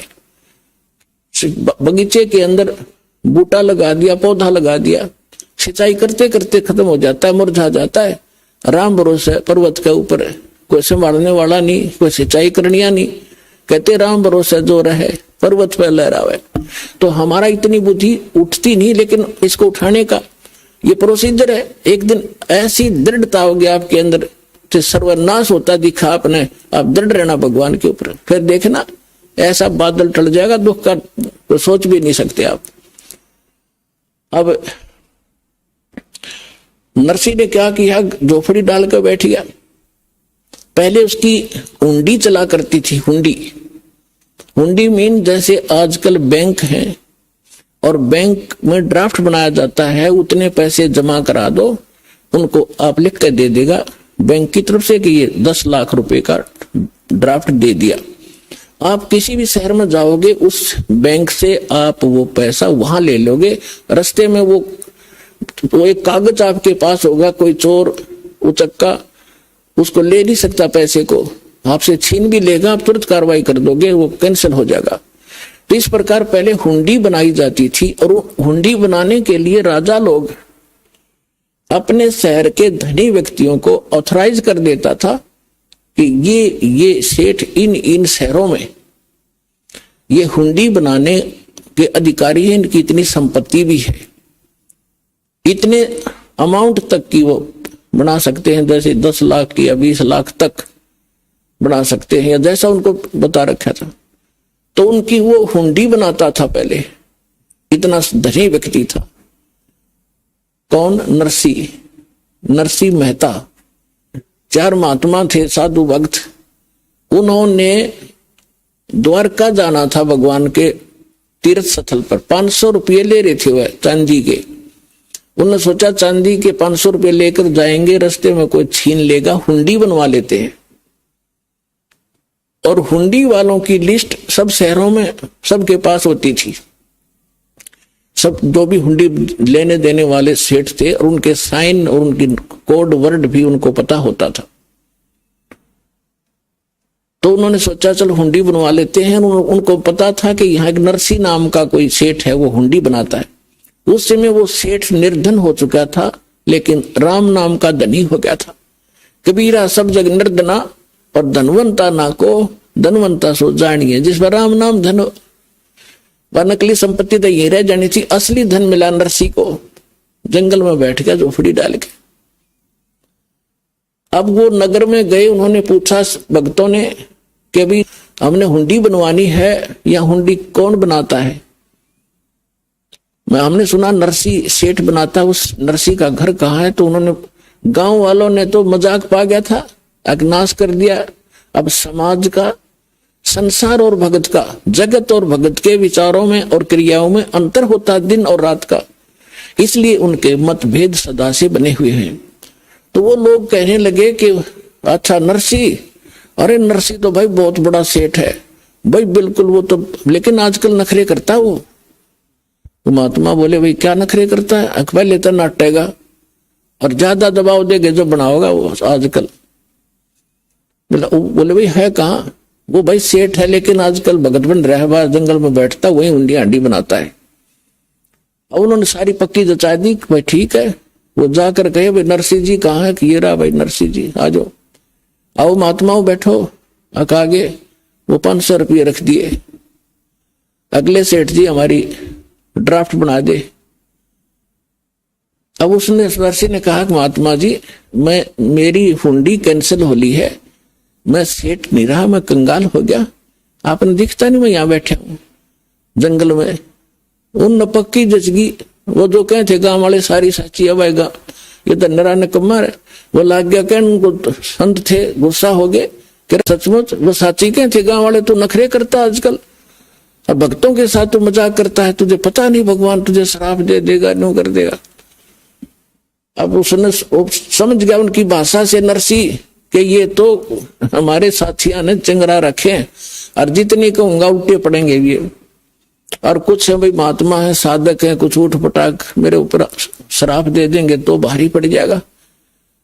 तो उसने सोचा भाई इनका पीछा भी छुटवाना है, एक कागज मंगवा लिया कि महात्मा जी कागज ले आओ। वो कागज ले आए, उसने लिख दिया सांवल सा, क्योंकि कृष्ण का पुजारी था, श्री कृष्ण जी का पुजारी था, सांवरिया भगवान का। उसने लिख दिया सांवल सेठ, सांवरिया सेठ यानी श्री कृष्ण, और आपके दास के पास आपकी 500 रुपए की धरोहर रखी है, और आप इन महात्माओं को 500 रुपए द्वारका में दे दियो। अब वो तो लेकर कागज चले गए। पीछे से क्या किया उस सेठ ने, उस 500 रुपए की, चांदी के 500 रुपए का खाद्य सामग्री मंगा ली भोजन भंडारे की, और भंडारा कर दिया परमात्मा की निमित्त, सारा खिला दिया। अब उन महात्माओं ने जाके वहां द्वारका में पता किया कि भाई एक सांवरिया नाम का कोई सेठ है, उससे हमने हुंडी कैश करानी है। अब आम व्यक्ति ने बता दिया कि इससे पूछ लो, ये सेठ है जिसकी हुंडी चलती है। सामने गए उसके पास, उसने वो कागज देखा, तब उस सेठ ने, द्वारका के सेठ ने कहा कि ये तो फेल हो रहा है, रिजेक्टेड हो गया, ये तो गवर्नमेंट की तरफ से तो कंगाल है, इसकी हुंडी नहीं चलती। महात्मा तुम तो ठग लिए उसने।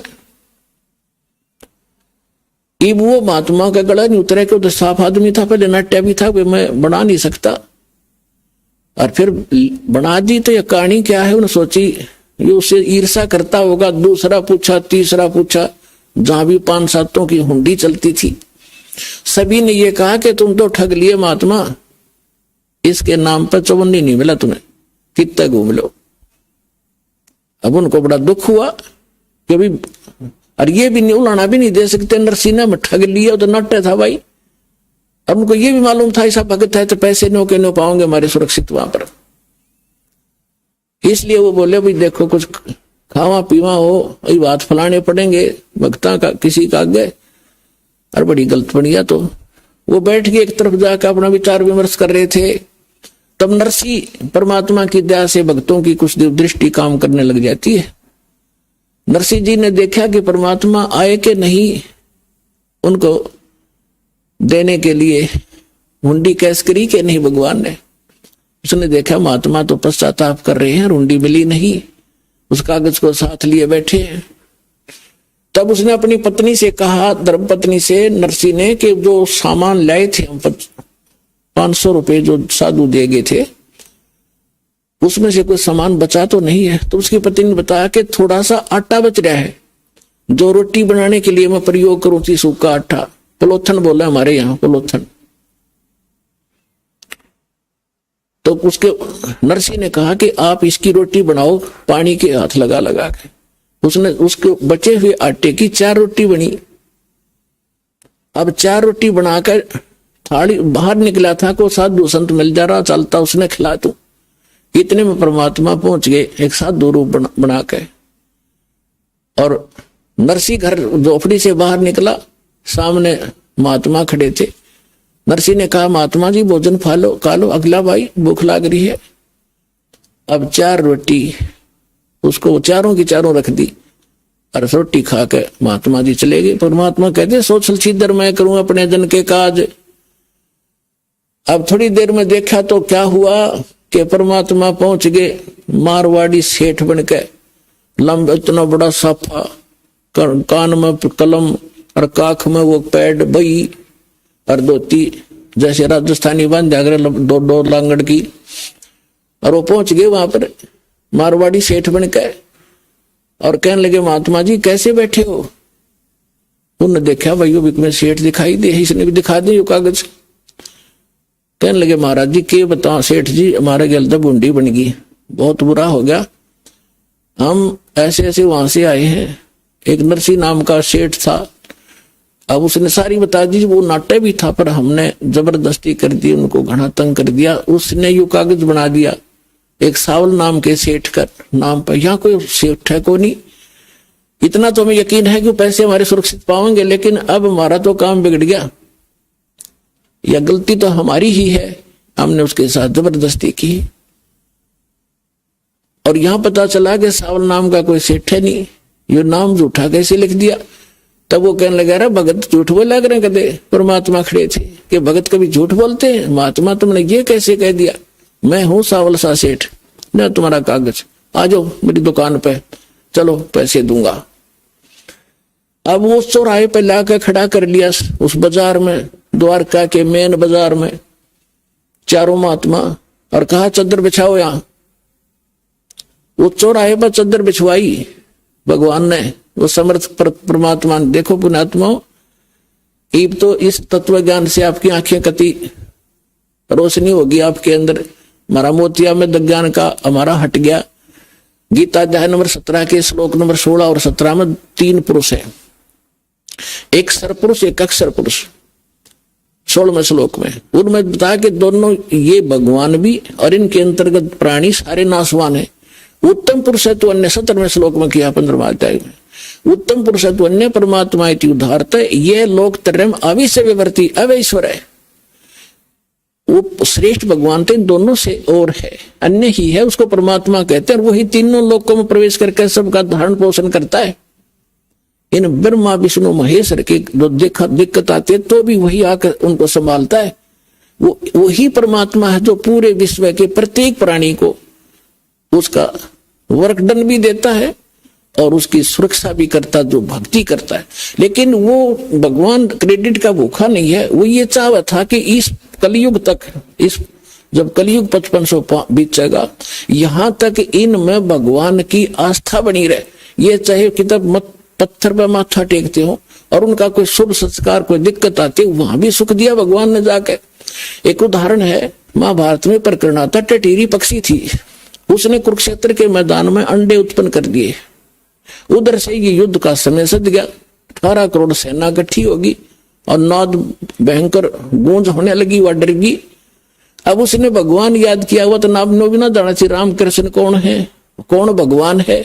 तो उसने परमात्मा याद किया, हे भगवान मेरे बच्चे, हे परमात्मा मेरे बच्चे, मेरे अंडों का क्या होगा। वो पिछले जन्म की भक्तनी थी और कोई दुष्कर्म किसी विशेष पाप कर्म के कारण वो योनि भोग रही थी पाप की, वो पक्षी की। तो परमात्मा ने ऐसा साधन बनाया कि वहां पर एक बहुत बड़ा 88,000 मन का एक हाथी का घंटा डाल दिया। जैसे मंदिरों में छोटी छोटी होती, वो बहुत बड़ी थी। और वहां पर 18 करोड़ व्यक्ति कट कर मर गए, अग्निबाण छूटे, सबके में कत्लेआम हो गया, उन अंडों के आंत नहीं लगने दी। अब ये न्यूज, अब हमारे को कथा सुनाने वाले कहते थे श्री कृष्ण जी ने रक्षा कर दी। श्री कृष्ण जी अपने कुल की रक्षा ना कर सके, जब अंत में उसकी वीरान माटी हुई, सारे मर गए कट कर उसके आगे, और आप मर गया तीर से। तो अब वहां कौन भगवान था? बेशक क्रेडिट कृष्ण जी को मिला रहा, लेकिन हम भगवान पर आश्रित रहे कि भगवान ऐसा करता है और वो इतना ही चाहता है। ईब सामने आ जाएगा आपके कौन है वो भगवान और कौन करता था ये काम। अब जैसे हमारे ऊपर कितने सुख हुए, हम जब दास पहले रामकृष्ण हनुमान जी का पुजारी था, सुख हुए, और ये सोचा करते हनुमान जी दे रहे हैं, श्याम जी बाबा दे रहे हैं, या कृष्ण जी दे रहे, जो भी भगवान दिख जाता उस सन कह देते ये हमें सुख दे रहे। अब पता चला वो तुम्हारा पूर्व संस्कार फल रहा था, और एक्स्ट्रा एड तो ईव मिलने लगी जो भगवान से मिले हम सीधे। तो उस समय नरसिंह जी तो उनको कृष्ण जी के नाम लिख रहा था, और तीनों लोगों प्रवेश करके सबका धारण पोषण वही करता है। तो पहुंच गए कबीर भगवान वहां पर एक सांवरिया नाम के सेठ बन गए, और वह पल्ला बिछा दिया, और चांदी के रुपये नए नए जैसे ताजे बने का 500 और नोट ले भाई महात्मा जी गिनो, 1 2, जब वो 5-7 पड़ गए फिर वो बाजन लगे एक दूसरे को, कट्टा है कट, कट्टा है कट। सारे आसपास के लोग इकट्ठे हो गए, क्या हो गया देखो, चारों तरफ खड़े हो गए, क्या है? परमात्मा कहते हैं भाई तुम नो कह रहे थे सांवल सेठ को, ना मैं हूं सांवल सेठ भाई, अरे इन भक्तों की हुंडी में देने के लिए आया हूं। 500 रुपये गिन के और अंतर ध्यान हो गए।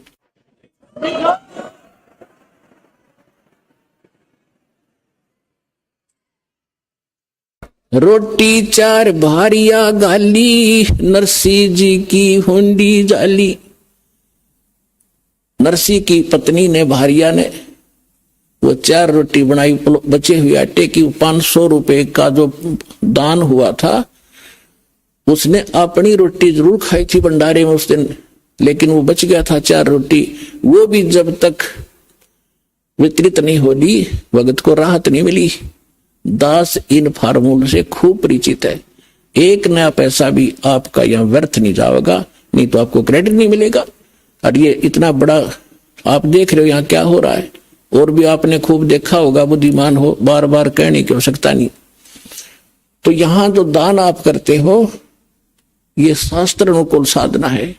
गुरु बिन माला फेरते, गुरु बिन देते दान, गुरु बिन दोनों निष्फल हैं, चाहे पूछो वेद पुराण।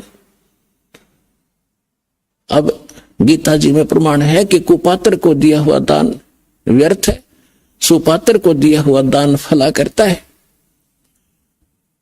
अब एक थोड़ा सा प्रकरण इसी संबंध में आपको और सुनाना पड़ेगा। जैसे हम सुना करते थे कि द्रौपदी का चीर बढ़ा दिया किसने? श्री कृष्ण जी ने। अपने आत्माओं परमात्मा के विधान से परिचित होने के बाद आप बुद्धिमान हो, कंप्यूटर तक बना लिया आपने, इंटरनेट छोड़ दिए ऊपर, अब इस ज्ञान को समझने में घनी देर नहीं लगेगी आपको। अभी तक हमें कोई सिर पैरे का पता नहीं था, कहां से शुरू करें, कौन सी थ्योरी को सत्य माने जिसके आधार से हम प्रैक्टिकल करें। हमारी थ्योरी कुछ बताई जाती थी और प्रैक्टिकल कुछ करवाते थे हमारे से। तो इसलिए थ्योरी भी वही हो, सिद्धांत भी वही हो, प्रैक्टिकल करने वाला भी ठीक हो, तो वही होगा जो थ्योरी लिख बता रही है। तो श्री कृष्ण जी एक धार्मिक व्यक्ति थे, पांडव के और यादव के वो धार्मिक गुरु भी थे, मार्गदर्शन करने वाले, जिस कारण से द्रौपदी श्री कृष्ण जी की शिष्या थी। और उससे पहले वो जब कुंवारी थी राजा द्रौपद के घर पे, तो उसके पिताजी ने एक लेडीज घाट बना रखा था गंगा के किनारे।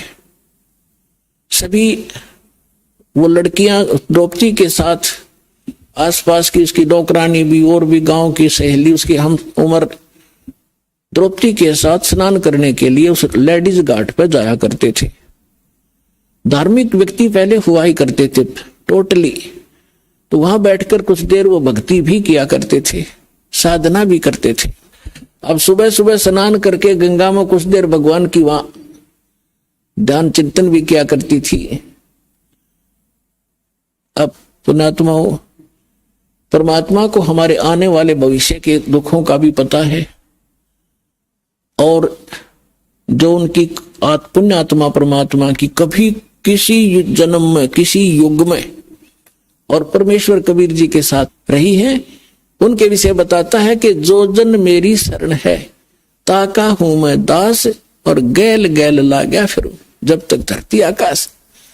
अब द्रौपदी किसी जन्म में परमात्मा की भक्तनी रही थी, लेकिन फिर हम विचलित हो जाते हैं, छोड़ जाते हैं, भगवान को भूल जाते हैं, सुख पाकर हम काल के उसी ग्रुप में चले जाते हैं, इन बकवादों में स्टार्ट हो जाते हैं जो भगवान को पसंद नहीं। ऐसा ही द्रौपदी के साथ बना हुआ था। अब परमात्मा को पता है कि मेरा भक्त, जैसे नरसिंह जी जैसे महापुरुष भी तो उसके बच्चे थे, कभी किसी जन्म में साथ रहे थे, तो भगवान की आस्था थी उनमें। तो ऐसे ही आप हो तो उसका आपके लिए ना जाने क्या कुछ कर देगा भगवान। आप में आस्था भगवान की बनाए रखने के लिए परमात्मा चाहते रहे अभी तक इस समय के आने से पहले कि इनमें भगवान की आस्था बनी रहे, और विशेषकर जो कभी उनकी शरण में आ चुके हैं। जैसे आज से 700 वर्ष पहले परमेश्वर 120 वर्ष रहे थे, सन 1398 से 1518 तक एक लीला करके गए थे, सहस्री आए थे, सहस्री चले गए थे। तो उस दौरान यहाँ 64 लाख शेष हुए थे इंडिया में, और उसमें इंडिया था, अफगानिस्तान, बलोचिस्तान, पूर्वी और पश्चिमी पाकिस्तान, इराक, ईरान, गढ़ गजनीव तक, ये सारा भारत था।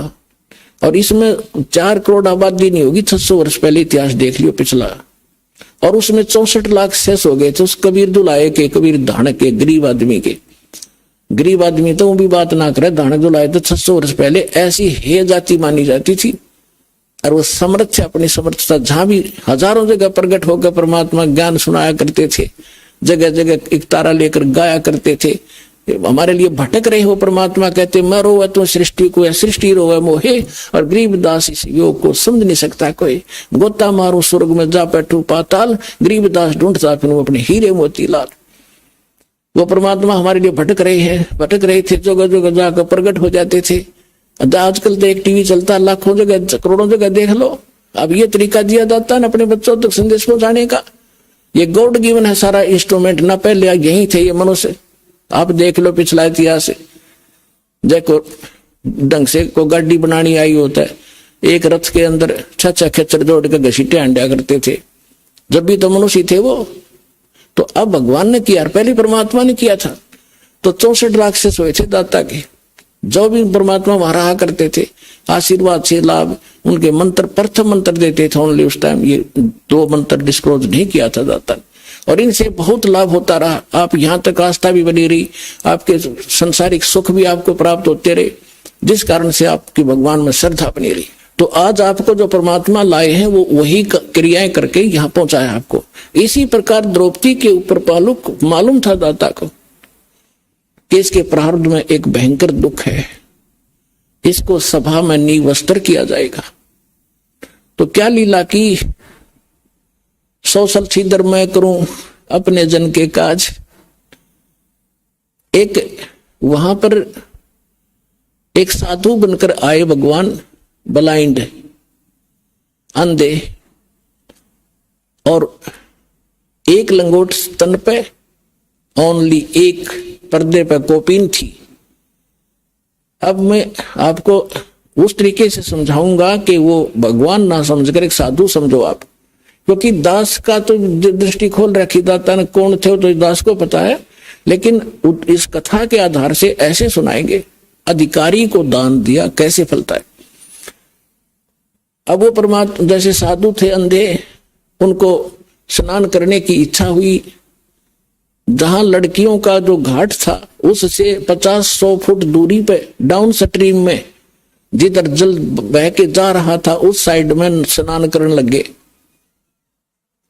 थोड़े से जल में घुसे, ऐसे स्नान करने लगे। इतने में क्या देखा कि उसने हजारों लड़कियां आ रही थी तो सुबह सुबह की आवाज दूर तक जाती है, लड़कियां जब इकट्ठी हो जाती हैं, बोले बिना रहा नहीं करती, कोई कुछ कह रही है, कोई कुछ कह रही है, बोलती हुई आ रही है, दूर तक आवाज जा रही है। तो साधु ने सोचा कि भी ये कोई यहाँ पर लेडीज घाट है, लड़कियां स्नान के लिए आ रही, जब इधर आ रही है तो दरिया की तरफ तो स्नान न करना होंगी, वह अवश्य यहाँ कोई घाट भी होगा। तो उसने सोचा अब बहुत गलत हो गया, मैं तो कोपिन में हूं, ऐसे बाहर निकलना भी शर्म की बात है, मैं अंदर घुस जाता हूं थोड़ी देर जल में और लड़कियां नहा धोकर जा लेंगी, फिर निकलूंगा। अब वो इतने पानी में चले गए, आगे को नहर में, दरिया में। अब उधर से लड़की जब आई पहुंची तो द्रौपदी कहते साधु दर्शन राम का, और मुख पे बसे सुहाग, दर्शनी को होते हैं जिनके पूर्ण भाग। कबीर दर्शन संत का परमात्मा आवे याद, और लेखे में वाहिगड़ी बाकी का समय बर्बाद। अब भगत के लिए संत एक बहुत ही आकर्षण का कारण बनता है। लड़की ने देखा महात्मा है, उसने देखा ये स्नान कर रहे हैं, हम भी स्नान कर लेती हैं, स्नान करके फिर साधु से बात करेंगे, भगवान की चर्चा सुनेंगे, आज तो बड़े भाग जाएंगे। ये सोच के वो स्नान करने लगी सारी की सारी। आज पौन घंटे में स्नान करके वो बाहर निकली तो उसने देखा कि महात्मा स्नान नहीं कर रहा। स्नान करके वो अपनी साड़ी ठाई उसने बांधने के लिए, पेटीकोट पहन के, तो उसने देखा कि महात्मा तो स्नान नहीं कर रहा, ये तो कुछ वस्तु खोज रहा है। वो ये सोच रहा था कोई कपड़ा आ जा बड़े से साइज का, और उधर से वो स्नान करते करते उसकी कोपिन टूट गई, वो लंगोट भी हाथ से खिसक गया, बोधा होकर नी वस्त्र खड़े पानी में और गहरे चले गए, इतने सारे पानी के अंदर। अब वो ऐसे हाथ मार रहे थे ऐसे ऐसे, अब हो सकता है कोई आसपास आ जाए। लड़की ने सोचा महात्मा नहा नहीं रहे हैं, कोई और आपत्ति है इन पे। बाहर देखा कोई वस्त्र नहीं किनारे पर, अपनी दिव्य दृष्टि से लड़की ने देखा कि महात्मा तो निवस्त्र हो गए, शर्म के मारे नहीं आ रहे। अरे ये तो सारा दिन खड़े रहेंगे, यहाँ गलत जाएंगे शरीफ में, इनके पास कोई वस्त्र नहीं है, रात को निकलेंगे रात को भी। तो लड़की ने कहते हैं पुणात्माओं, वैराग नाम है त्याग का 5-25वां। अब लोभ करे लालच करे तो ऐसा करे जैसा द्रौपदी ने किया। कैसे किया? अब राजा की लड़की थी, वो कितना कीमती साड़ी दे रही होगी, आइडिया लगा सकते हो आप। और उसके साथ नौकरानी थी, बांदियां भी थी, अन्य नगर की लड़कियां भी थी गरीब। अगर वो चाहती तो किसी भी एक बांदी नौकरानी को कह देती बेबे टुकड़ा डाल दे पाड़ के, वो साड़ी की साड़ी घेर देती। उसको पता था राजा की लड़की जाते ही 4 देगी मेरे को, और अच्छी देगी। लेकिन उसने इतना चांस भी उनको नहीं दिया। ये मालूम है कि मैं पुण्य करूंगा मुझे मिलेगा, ये करेगा इसको मिलेगा, मैं दान करूंगा मुझे मिलेगा, अगर इसको कहूंगा कर दे तो वो तो उसको मिलेगा, मुझे क्या मिला, वो तो अच्छी बात है। तो उसने वो चांस, कहते लोभ लालच बेईमान ना करे तो ऐसा करे। तो उस लड़की ने अपनी, राजा की लड़की ने अपनी साड़ी में 8-9 इंच का कपड़ा पाड़ा बीच के चौड़ाई की साइड से, और कोपिन टाइप का जल में बहा दिया। अब महात्मा लीला कर रहे थे, उसने दिखा नहीं था, साइड से निकल गया। लड़की ने दूसरा कपड़ा फाड़ा, फिर डाल दिया, वो भी दूर से निकल गया लहरों में। तीसरा, चौथा, 7-8 ऐसे। अब 2 ही कपड़े इतने हो जाते हैं, 1.5 फुट, 7-8 कितने हो गए, लगभग साड़ी सारी गई। अब लड़की ने सोचा काम भी नहीं बना, साड़ी तकरीबन खत्म हुई। एक लंबी लकड़ी उठाई जंगल से, उसका एक लपेटा देकर एक और लीर पाड़ी टुकड़ा, और सोचा पिता के समान है, ये दुख में बहुत दुखी है, कैसे निकलेगा।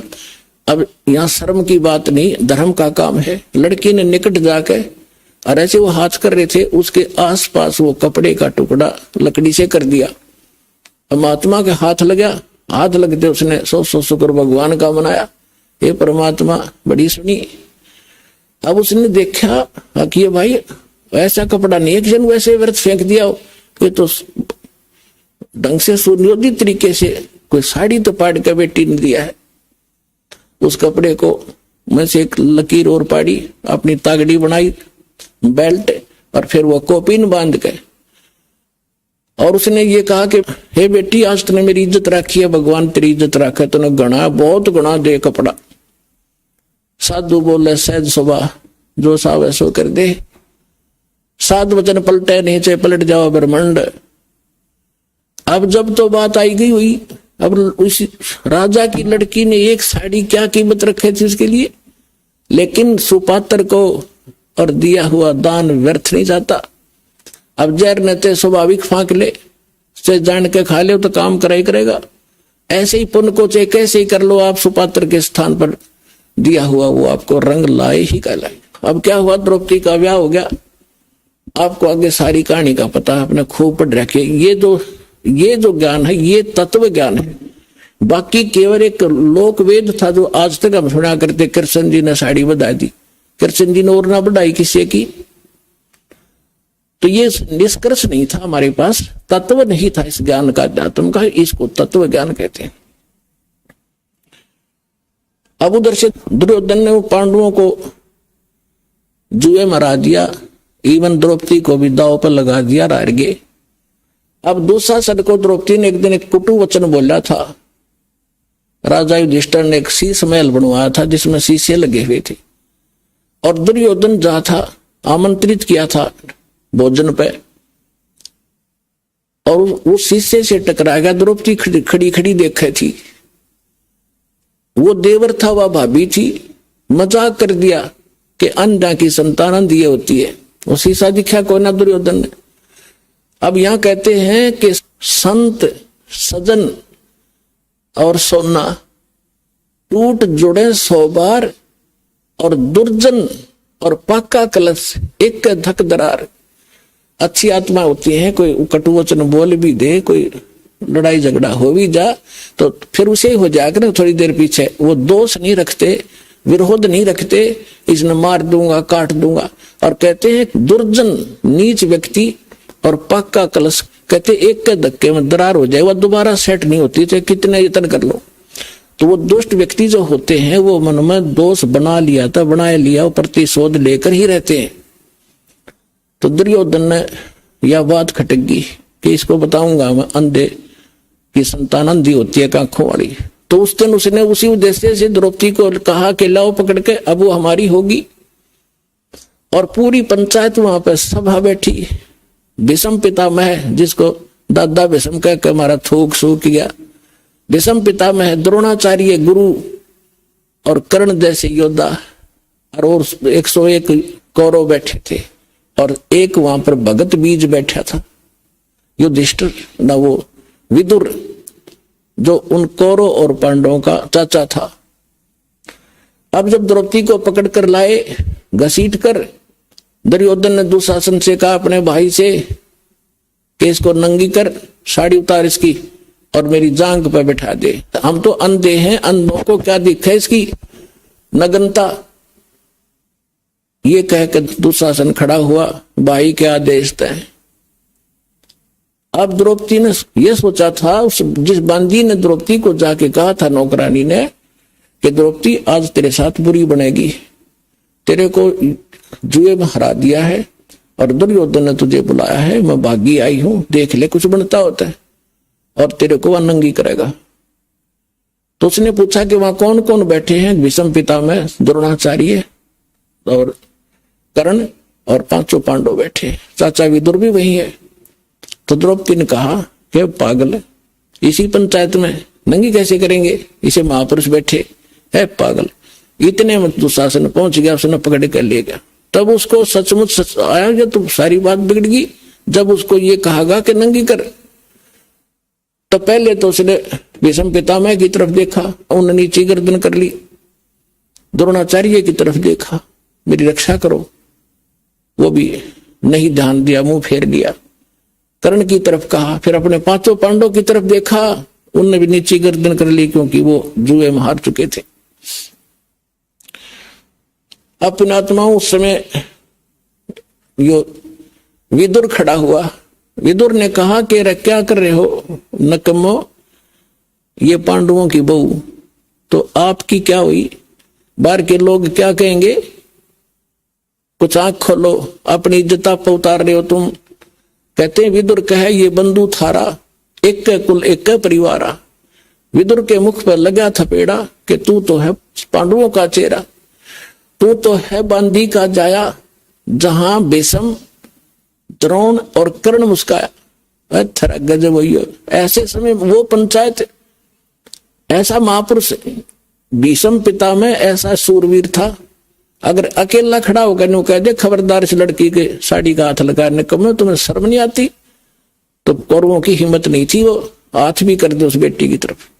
लेकिन परमात्मा कहते हैं उनकी बुद्धि भ्रष्ट हो गई थी उस दुर्योधन के मलिन अन्न को खा के।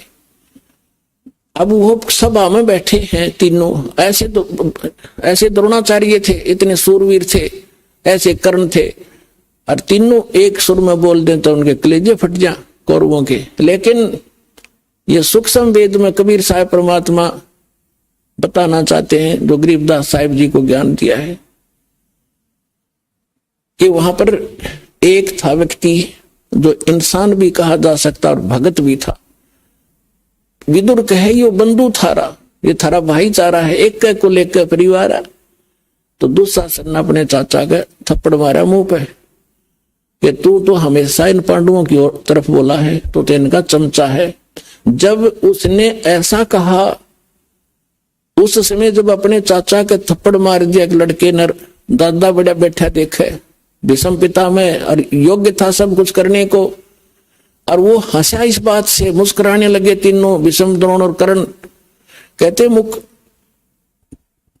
विदुर कहे ये बंधु थारा, एक कुल एक परिवारा। विदुर के मुख पर लगा थपेड़ा, तू तो है पांडवों का चेहरा, तू तो है बांदी का जाया।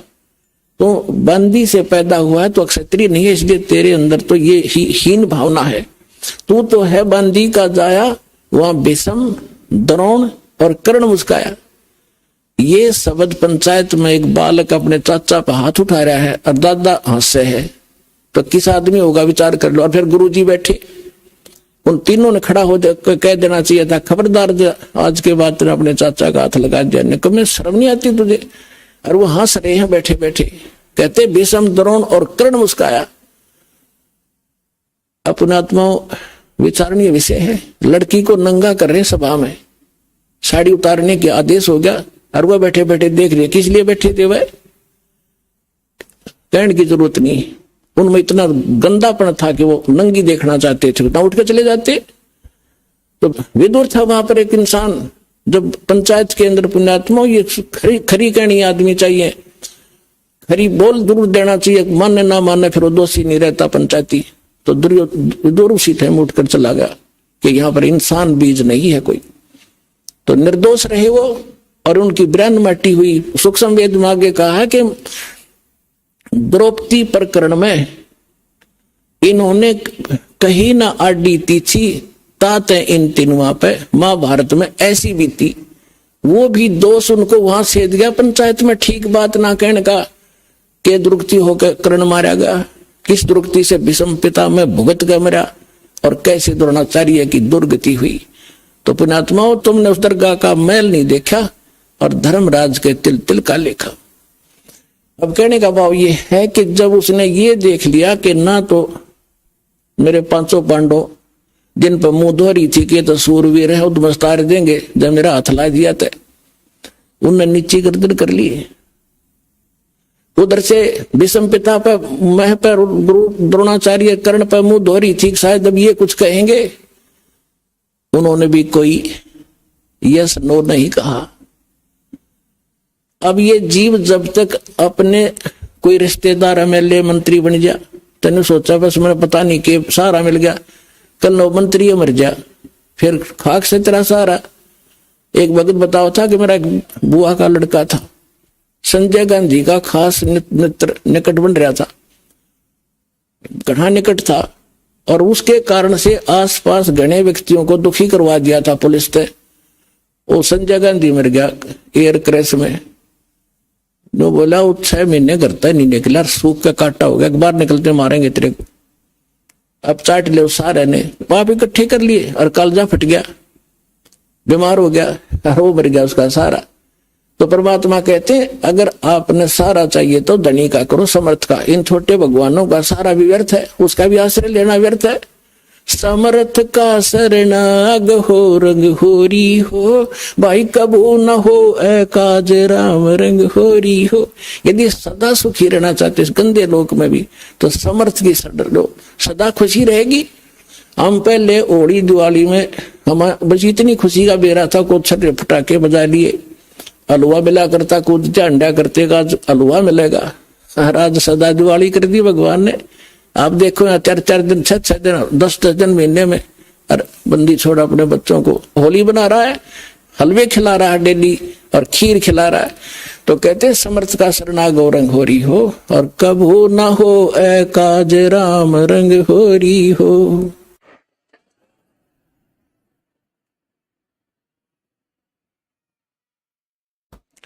अब जो प्रसंग चल रहा था उसी पर आते हैं।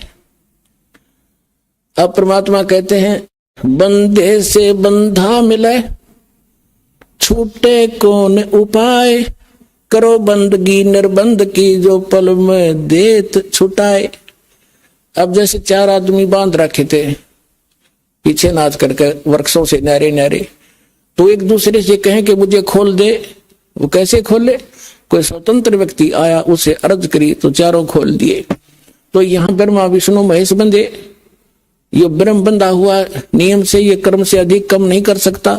अक्षर पुरुष बंधा हुआ है, निर्बंध है तो परम अक्षर पुरुष, परम अक्षर ब्रह्म, वो कबीर भगवान है, उससे मिले जब बात बने। अब जब तक द्रौपदी ने अपने कुल का, पति और गुरुओं का, वो वहां बैठे तो नकली पंचायतियों का सहारा तक क्या भगवान ने मदद नहीं की। जब उसने देख लिया कब कोई नहीं तेरा, जब आत्मा का परमात्मा ही है, आज भी है और फिर भी पहले भी वही था, या भूल लग रही थी हमारे।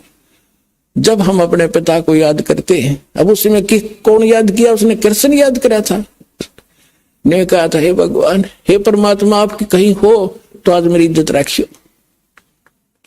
अब कहते हैं देते को हर देत है, जहां तहां से आन, अण देवा मांगत फिरो, फिर साहिब सुने ना कान। जिन्होंने पूर्व जन्म में धन दान कर रखा है, आपत्ति को धर्म कर रखा है, आपत्ति आओगी परमात्मा उसकी तुरंत मदद करेगा। और जिन्होंने कभी ऐसा पुण्य किया नहीं है, कहते फिर मांगते फिर ये कोई कान भी नहीं सुनेगा आपकी।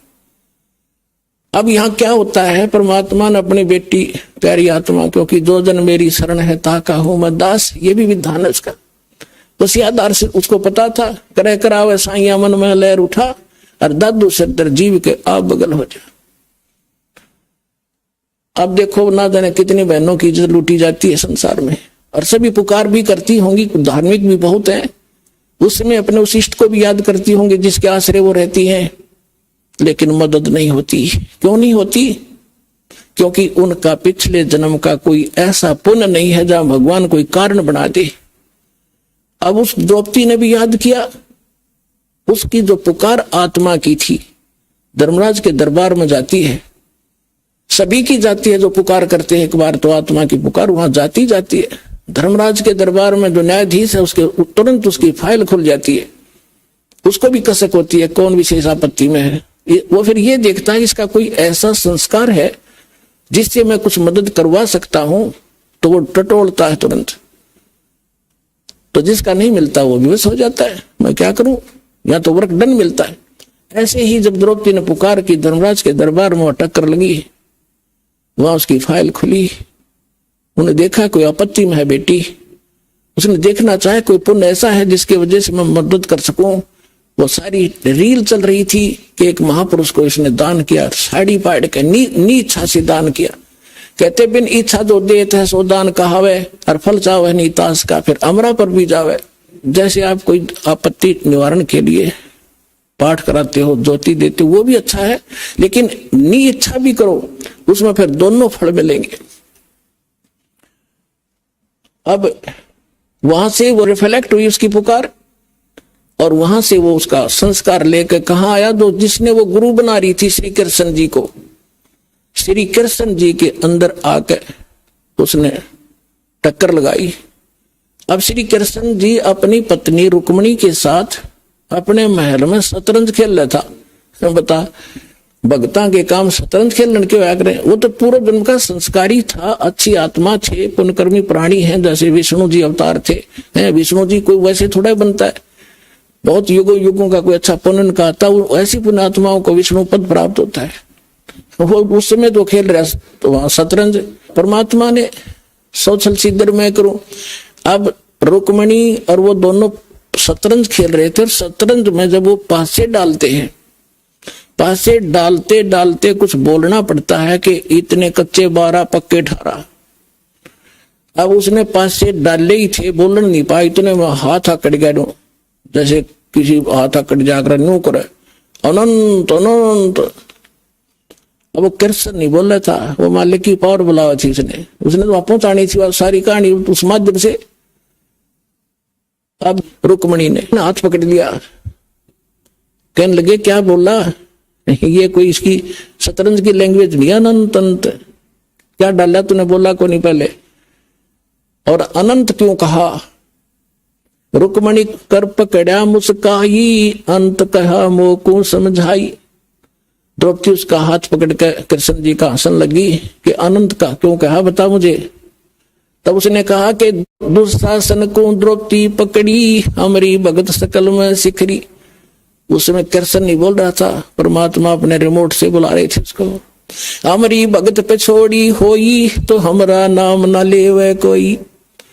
जब हमारा भगत यानी भगवान का भगत जब आज हार में आ गया, तो मालिक का नाम लेनिया कोई नहीं रहेगा। अब कहते हमारा भगत पे छोड़ी होई, तो हमारा नाम ना लेवे कोई। अब वो तो अपना फिर होया काम, उसका इतनी जरूरत थी।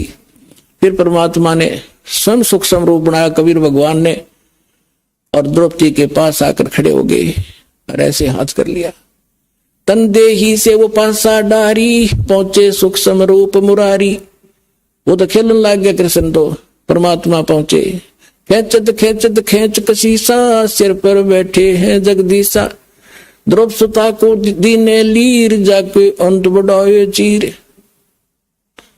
एक कपड़ा दिया था एक बिलात का 9 इंच, और इतना ढेर लगा दिया दुशासन से योद्धा, जिसमें 10,000 हाथियों की ताकत बताते हैं, और नो खींच खींच के ढेर लग गया, पसीना पसीना हो गया, थक गया।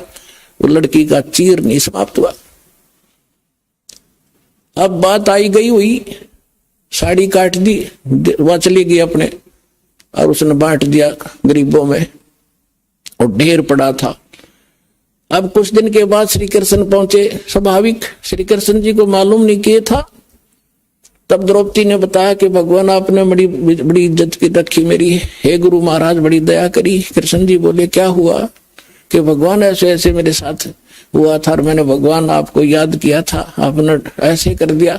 तो वो कहने लगी है भगवान, ये मेरा कौन से कर्म का फल था जो आज मेरी सभा में इज्जत रख दी? अब यहां तो कर्म का फल गिना जाता है। तो श्री कृष्ण जी ने अपनी दिव्य दृष्टि से देखा, कहा कि द्रौपदी जब तू अनमैरिड थी अपने पिता के घर पे, एक दिन स्नान करने गई थी, और एक साधु था अंधा, ऐसे ऐसे उसको आपने एक लीर दिया था, एक टुकड़ा दिया था साड़ी का, और कुपात्र सुपात्र को दिया हुआ दान में, वो संत नहीं, वो तो कोई और बला थी, ऐसा महापुरुष था वो, उसको दिया हुआ ये दान आज तेरा ढेर बन गया। तब तो द्रौपदी को रिमाइंड हुआ वो बात, अगर तो हो वो तो इतना अच्छा कपड़ा दिया था।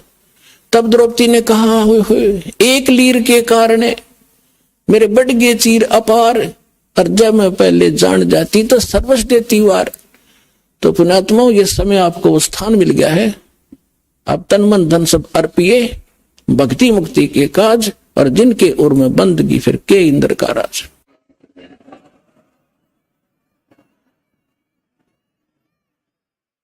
तो यहाँ जो एकमात्र स्थान है जो शास्त्र अनुकूल साधना, शास्त्र अनुकूल यहाँ क्रियाएं होती हैं, यहाँ पर आपका दिया हुआ दान फलेगा और आपको मोक्ष भी प्राप्त होगा।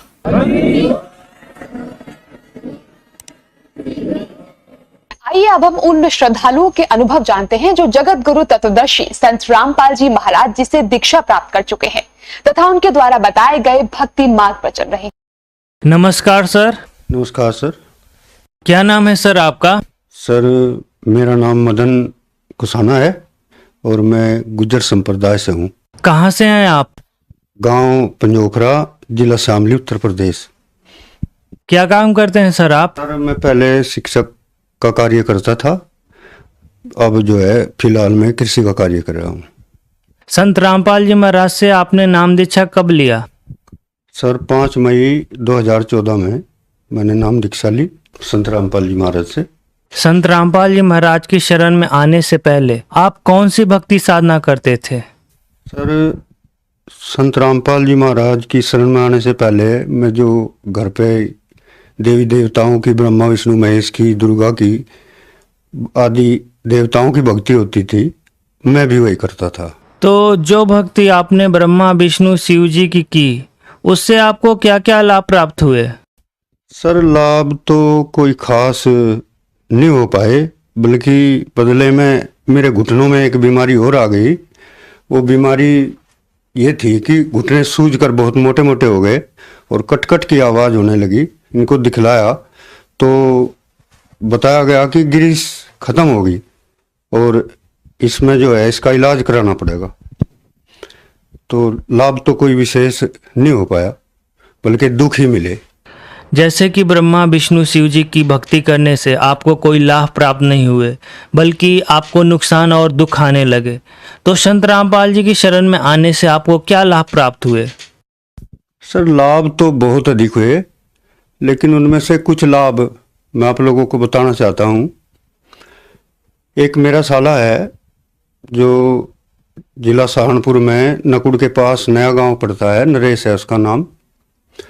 उसको हेपेटाइटिस सी हो गई थी और मैंने एक पुस्तक, मेरा लड़का फैजाबाद पढ़ता था, उसके द्वारा मिली। कोई भक्त उसको दे गए, रेल में ट्रेन से वो आ रहा था, तो उसको मैंने पढ़ा। पढ़ने के बाद में उसमें जो अनुभव भक्तों के थे मैंने देखे, और इसके बाद फिर साधना चैनल पे मैंने सत्संग देखा, तो मैंने उसको बुलाया कि आजा, तेरी बीमारी एक जगह ठीक हो जाएगी और तू मेरे साथ चल। तो उसने कहा कहाँ? मैं कहा एक संत आए हुए हैं जो परमात्मा स्वरूप हैं और उनके पास चलते हैं।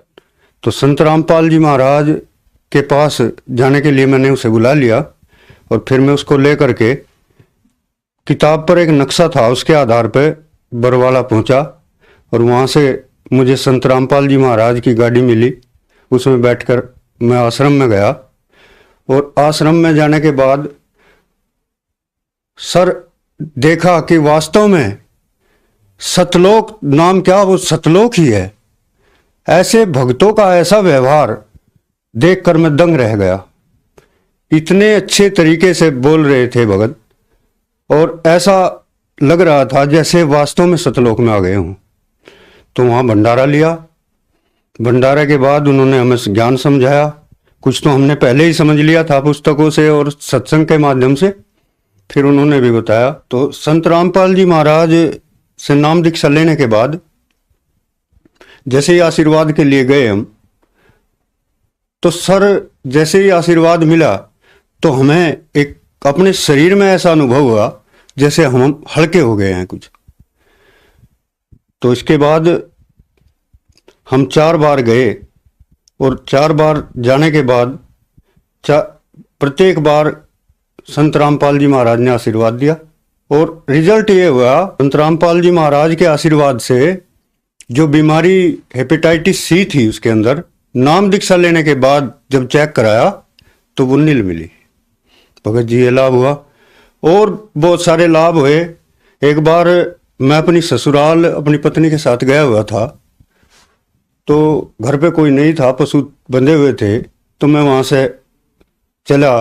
टाइम लगभग 2-2:30 बज गए थे। मैंने सोचा शाम से पहले घर जाना है और पशुओं को चारा भी डालना है, तो मैं बाइक से जा रहा था अपने घर। तो उसमें मैंने सोचा बहुत जल्दी से निकलना पड़ेगा तब जाया जाएगा। तो मैंने उसकी जितनी भी स्पीड गाड़ी में थी वो स्पीड मैंने फुल दे दी और गाड़ी 80 की स्पीड से भाग रही थी। अचानक जल्लाबाद फाटक से परली तरफ एक अवरुद्ध मार्ग था, थोड़ी पुलिया टूटी हुई थी, वहां अचानक एक वृद्ध आदमी मेरे सामने आया, जबकि बाइक बहुत नजदीक आ चुकी थी। उसमें जैसे ही मैंने ब्रेक लगाया तो बाइक फिसल गई और फिसलने के बाद घिसटते हुए हम नीचे जाकर गांव में पड़े। संत रामपाल जी महाराज की ऐसी कृपा हुई कि हम ठीक ठाक उठ करके अपने गांव में चले गए। चोट तो लगी लेकिन बहुत हल्की, नाम मात्र की। वहां पे जो लोग आए हुए थे उन्होंने बताया कि यहाँ कल ऐसा एक्सीडेंट हुआ कि 2 लड़कों की मौत हो गई थी, हमारी मृत्यु होनी थी।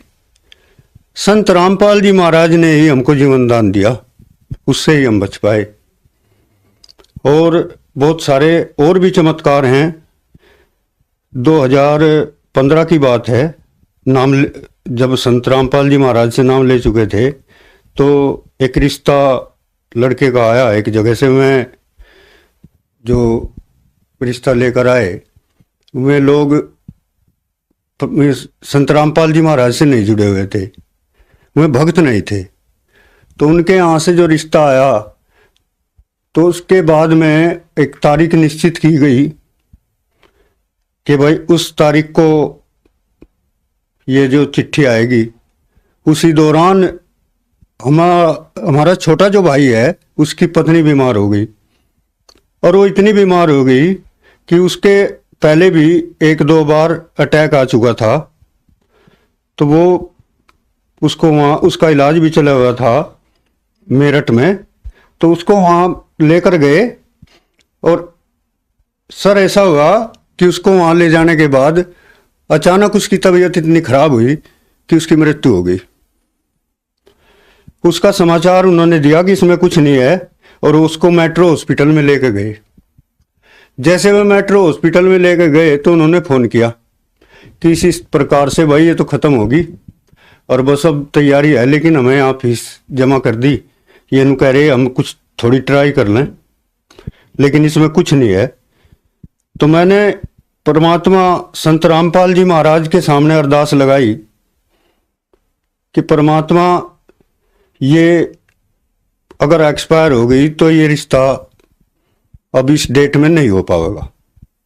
तो जैसे ही अरदास लगाई तो वहां से फोन आया कि 1% इसमें जीवन नजर आ रहा है और आते आते 15-20 मिनट के अंदर उसमें इतना सुधार आया कि डॉक्टर लोग कहने लगे कि बड़ा आश्चर्य है।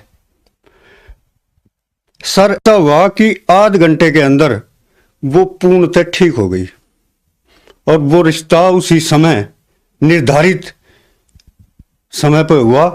और एक चमत्कार सर अभी नया ही मैं आपको बताऊं, मेरा लड़का अंकित नाम है उसका, वो हिसार में ही सर्विस करता है, प्राइवेट जॉब है उसकी किसी कंपनी में। तो उसका भी ट्रांसफ़र आ गया था। तो ट्रांसफ़र आ गया उसको, अभी तो वहाँ पर सेलेक्ट हुआ था, इसके बाद ट्रांसफ़र के आदेश आए। तो सर उसने इतना दुख हुआ कि उसने खाना तक नहीं खाया। हमें उसको बहुत समझाया, भाई कोई बात नहीं, नौकरी करनी है तो जहाँ भी भेजेंगे चले जाओ। तो उसने परमात्मा से अरदास लगाई और अरदास लगाने के बाद सर आप यकीन नहीं करोगे, अगले ही दिन जिन्होंने आदेश इतनी सख्ताई से दिए थे फोन पर तुरंत आ जाओ, में मैनेजर ये कह रहे हैं कि भाई अभी हम तुमको नहीं बुला रहे, 6 महीने के लिए और रहो वहीं। और वो बड़ी खुशी से वहाँ रह रहे हैं। ये सब चमत्कार परमात्मा संत रामपाल जी महाराज के हैं। और बहुत सारे चमत्कार होते रहते हैं। जैसा कि संत रामपाल जी महाराज की शरण में आने के बाद आपके साथ बहुत सारे चमत्कार हुए और हम अन्य संत रामपाल जी महाराज के शिष्यों से मिलते हैं तो हमें पता चलता है कि उन्हें नशे जैसी बीमारी से छुटकारा मिला। तो आपसे हम जानना चाहेंगे कि आप संत रामपाल जी महाराज की शरण में आने से पहले क्या आप भी कोई नशा करते थे? जब मैं ब्रह्मा विष्णु महेश की साधना करता था तो मुझे भी नशे की लत लगी हुई थी। मैं बीड़ी सिगरेट पीता था। जैसे ही मैं परमात्मा संत रामपाल जी महाराज की शरण में आया तो वो लत भी समाप्त हो गई और मैंने उसके बाद कोई बीड़ी सिगरेट नहीं पी। जैसे कि आज की युवा पीढ़ी नशे की हालत में डूबती जा रही है, तो क्या संत रामपाल जी इस युवा पीढ़ी को नशे की आदत से छुटकारा दिला सकते हैं? सर बिल्कुल छुटकारा दिला सकते हैं। मैं अपना अनुभव बताता हूँ कि मैं उस दिन से कोई नशा नहीं करता और अपने आप ही नशा समाप्त हो गया। तो ऐसे ही और लोगों का भी नशा समाप्त हो जाएगा। लगभग 90 लाख आदमी परमात्मा संत रामपाल जी महाराज से जुड़े हुए हैं और उनमें से कोई भी व्यक्ति नशा नहीं करता, नशा मुक्त है। तो इसलिए मैं गारंटी के साथ इस बात को कह सकता हूं कि जो भी परमात्मा की शरण में आएगा संत रामपाल जी महाराज की, वो नशा मुक्त हो जाएगा, उसका नशा स्वतः ही छूट जाएगा। संत रामपाल जी महाराज के वचनों में इतनी शक्ति है कि नशा अपने आप ही सफा हो जाता है, नशा छूट जाएगा। आज के समय में बहुत सी सामाजिक कुरीतियां फैली हुई है। इन कुरीतियों को मिटाने में संत रामपाल जी क्या योगदान दे रहे हैं या दे सकते हैं?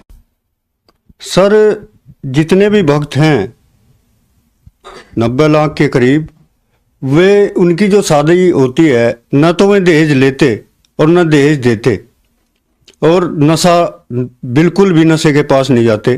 तो इसी तरह यदि ये समाज संत रामपाल जी महाराज की शरण में आए तो मैं भी इसी प्रकार दहेज की इस कुप्रथा से और जो अन्य बीमारियां जो चली हुई हैं नशे वगैरह, उनसे छुटकारा पा सकते हैं। संत रामपाल जी महाराज के जो शिष्य हैं वे रिश्वत भी नहीं लेते। तो इस तरह की बहुत सारी कुरीतियां से छुटकारा मिल रहा है और जो भी भक्त आना चाहें आएंगे संत रामपाल जी महाराज की शरण में, उनका भी इन सब से छुटकारा हो जाएगा। जो संत रामपाल जी की शरण में आना चाहते हैं, जैसा कि आज संत रामपाल जी जेल में हैं, तो अन्य समुदाय संत रामपाल जी की शरण में कैसे आ सकता है? सर संत रामपाल जी महाराज ने विदेशों में और पूरे भारत के अंदर अनेकों स्थान पर प्रत्येक जिले के अंदर नामदान केंद्र खोल दिए हैं और एक साधना चैनल पर परमात्मा रामपाल जी महाराज का सत्संग आता है। उसमें नीचे एक पीली पट्टी चलती है, उस पर नंबर दिए हुए हैं। उन नंबरों से संपर्क करके और अपने नजदीक के नामदान केंद्र पर नाम दीक्षा प्राप्त कर सकते हैं। धन्यवाद सर। सत साहिब।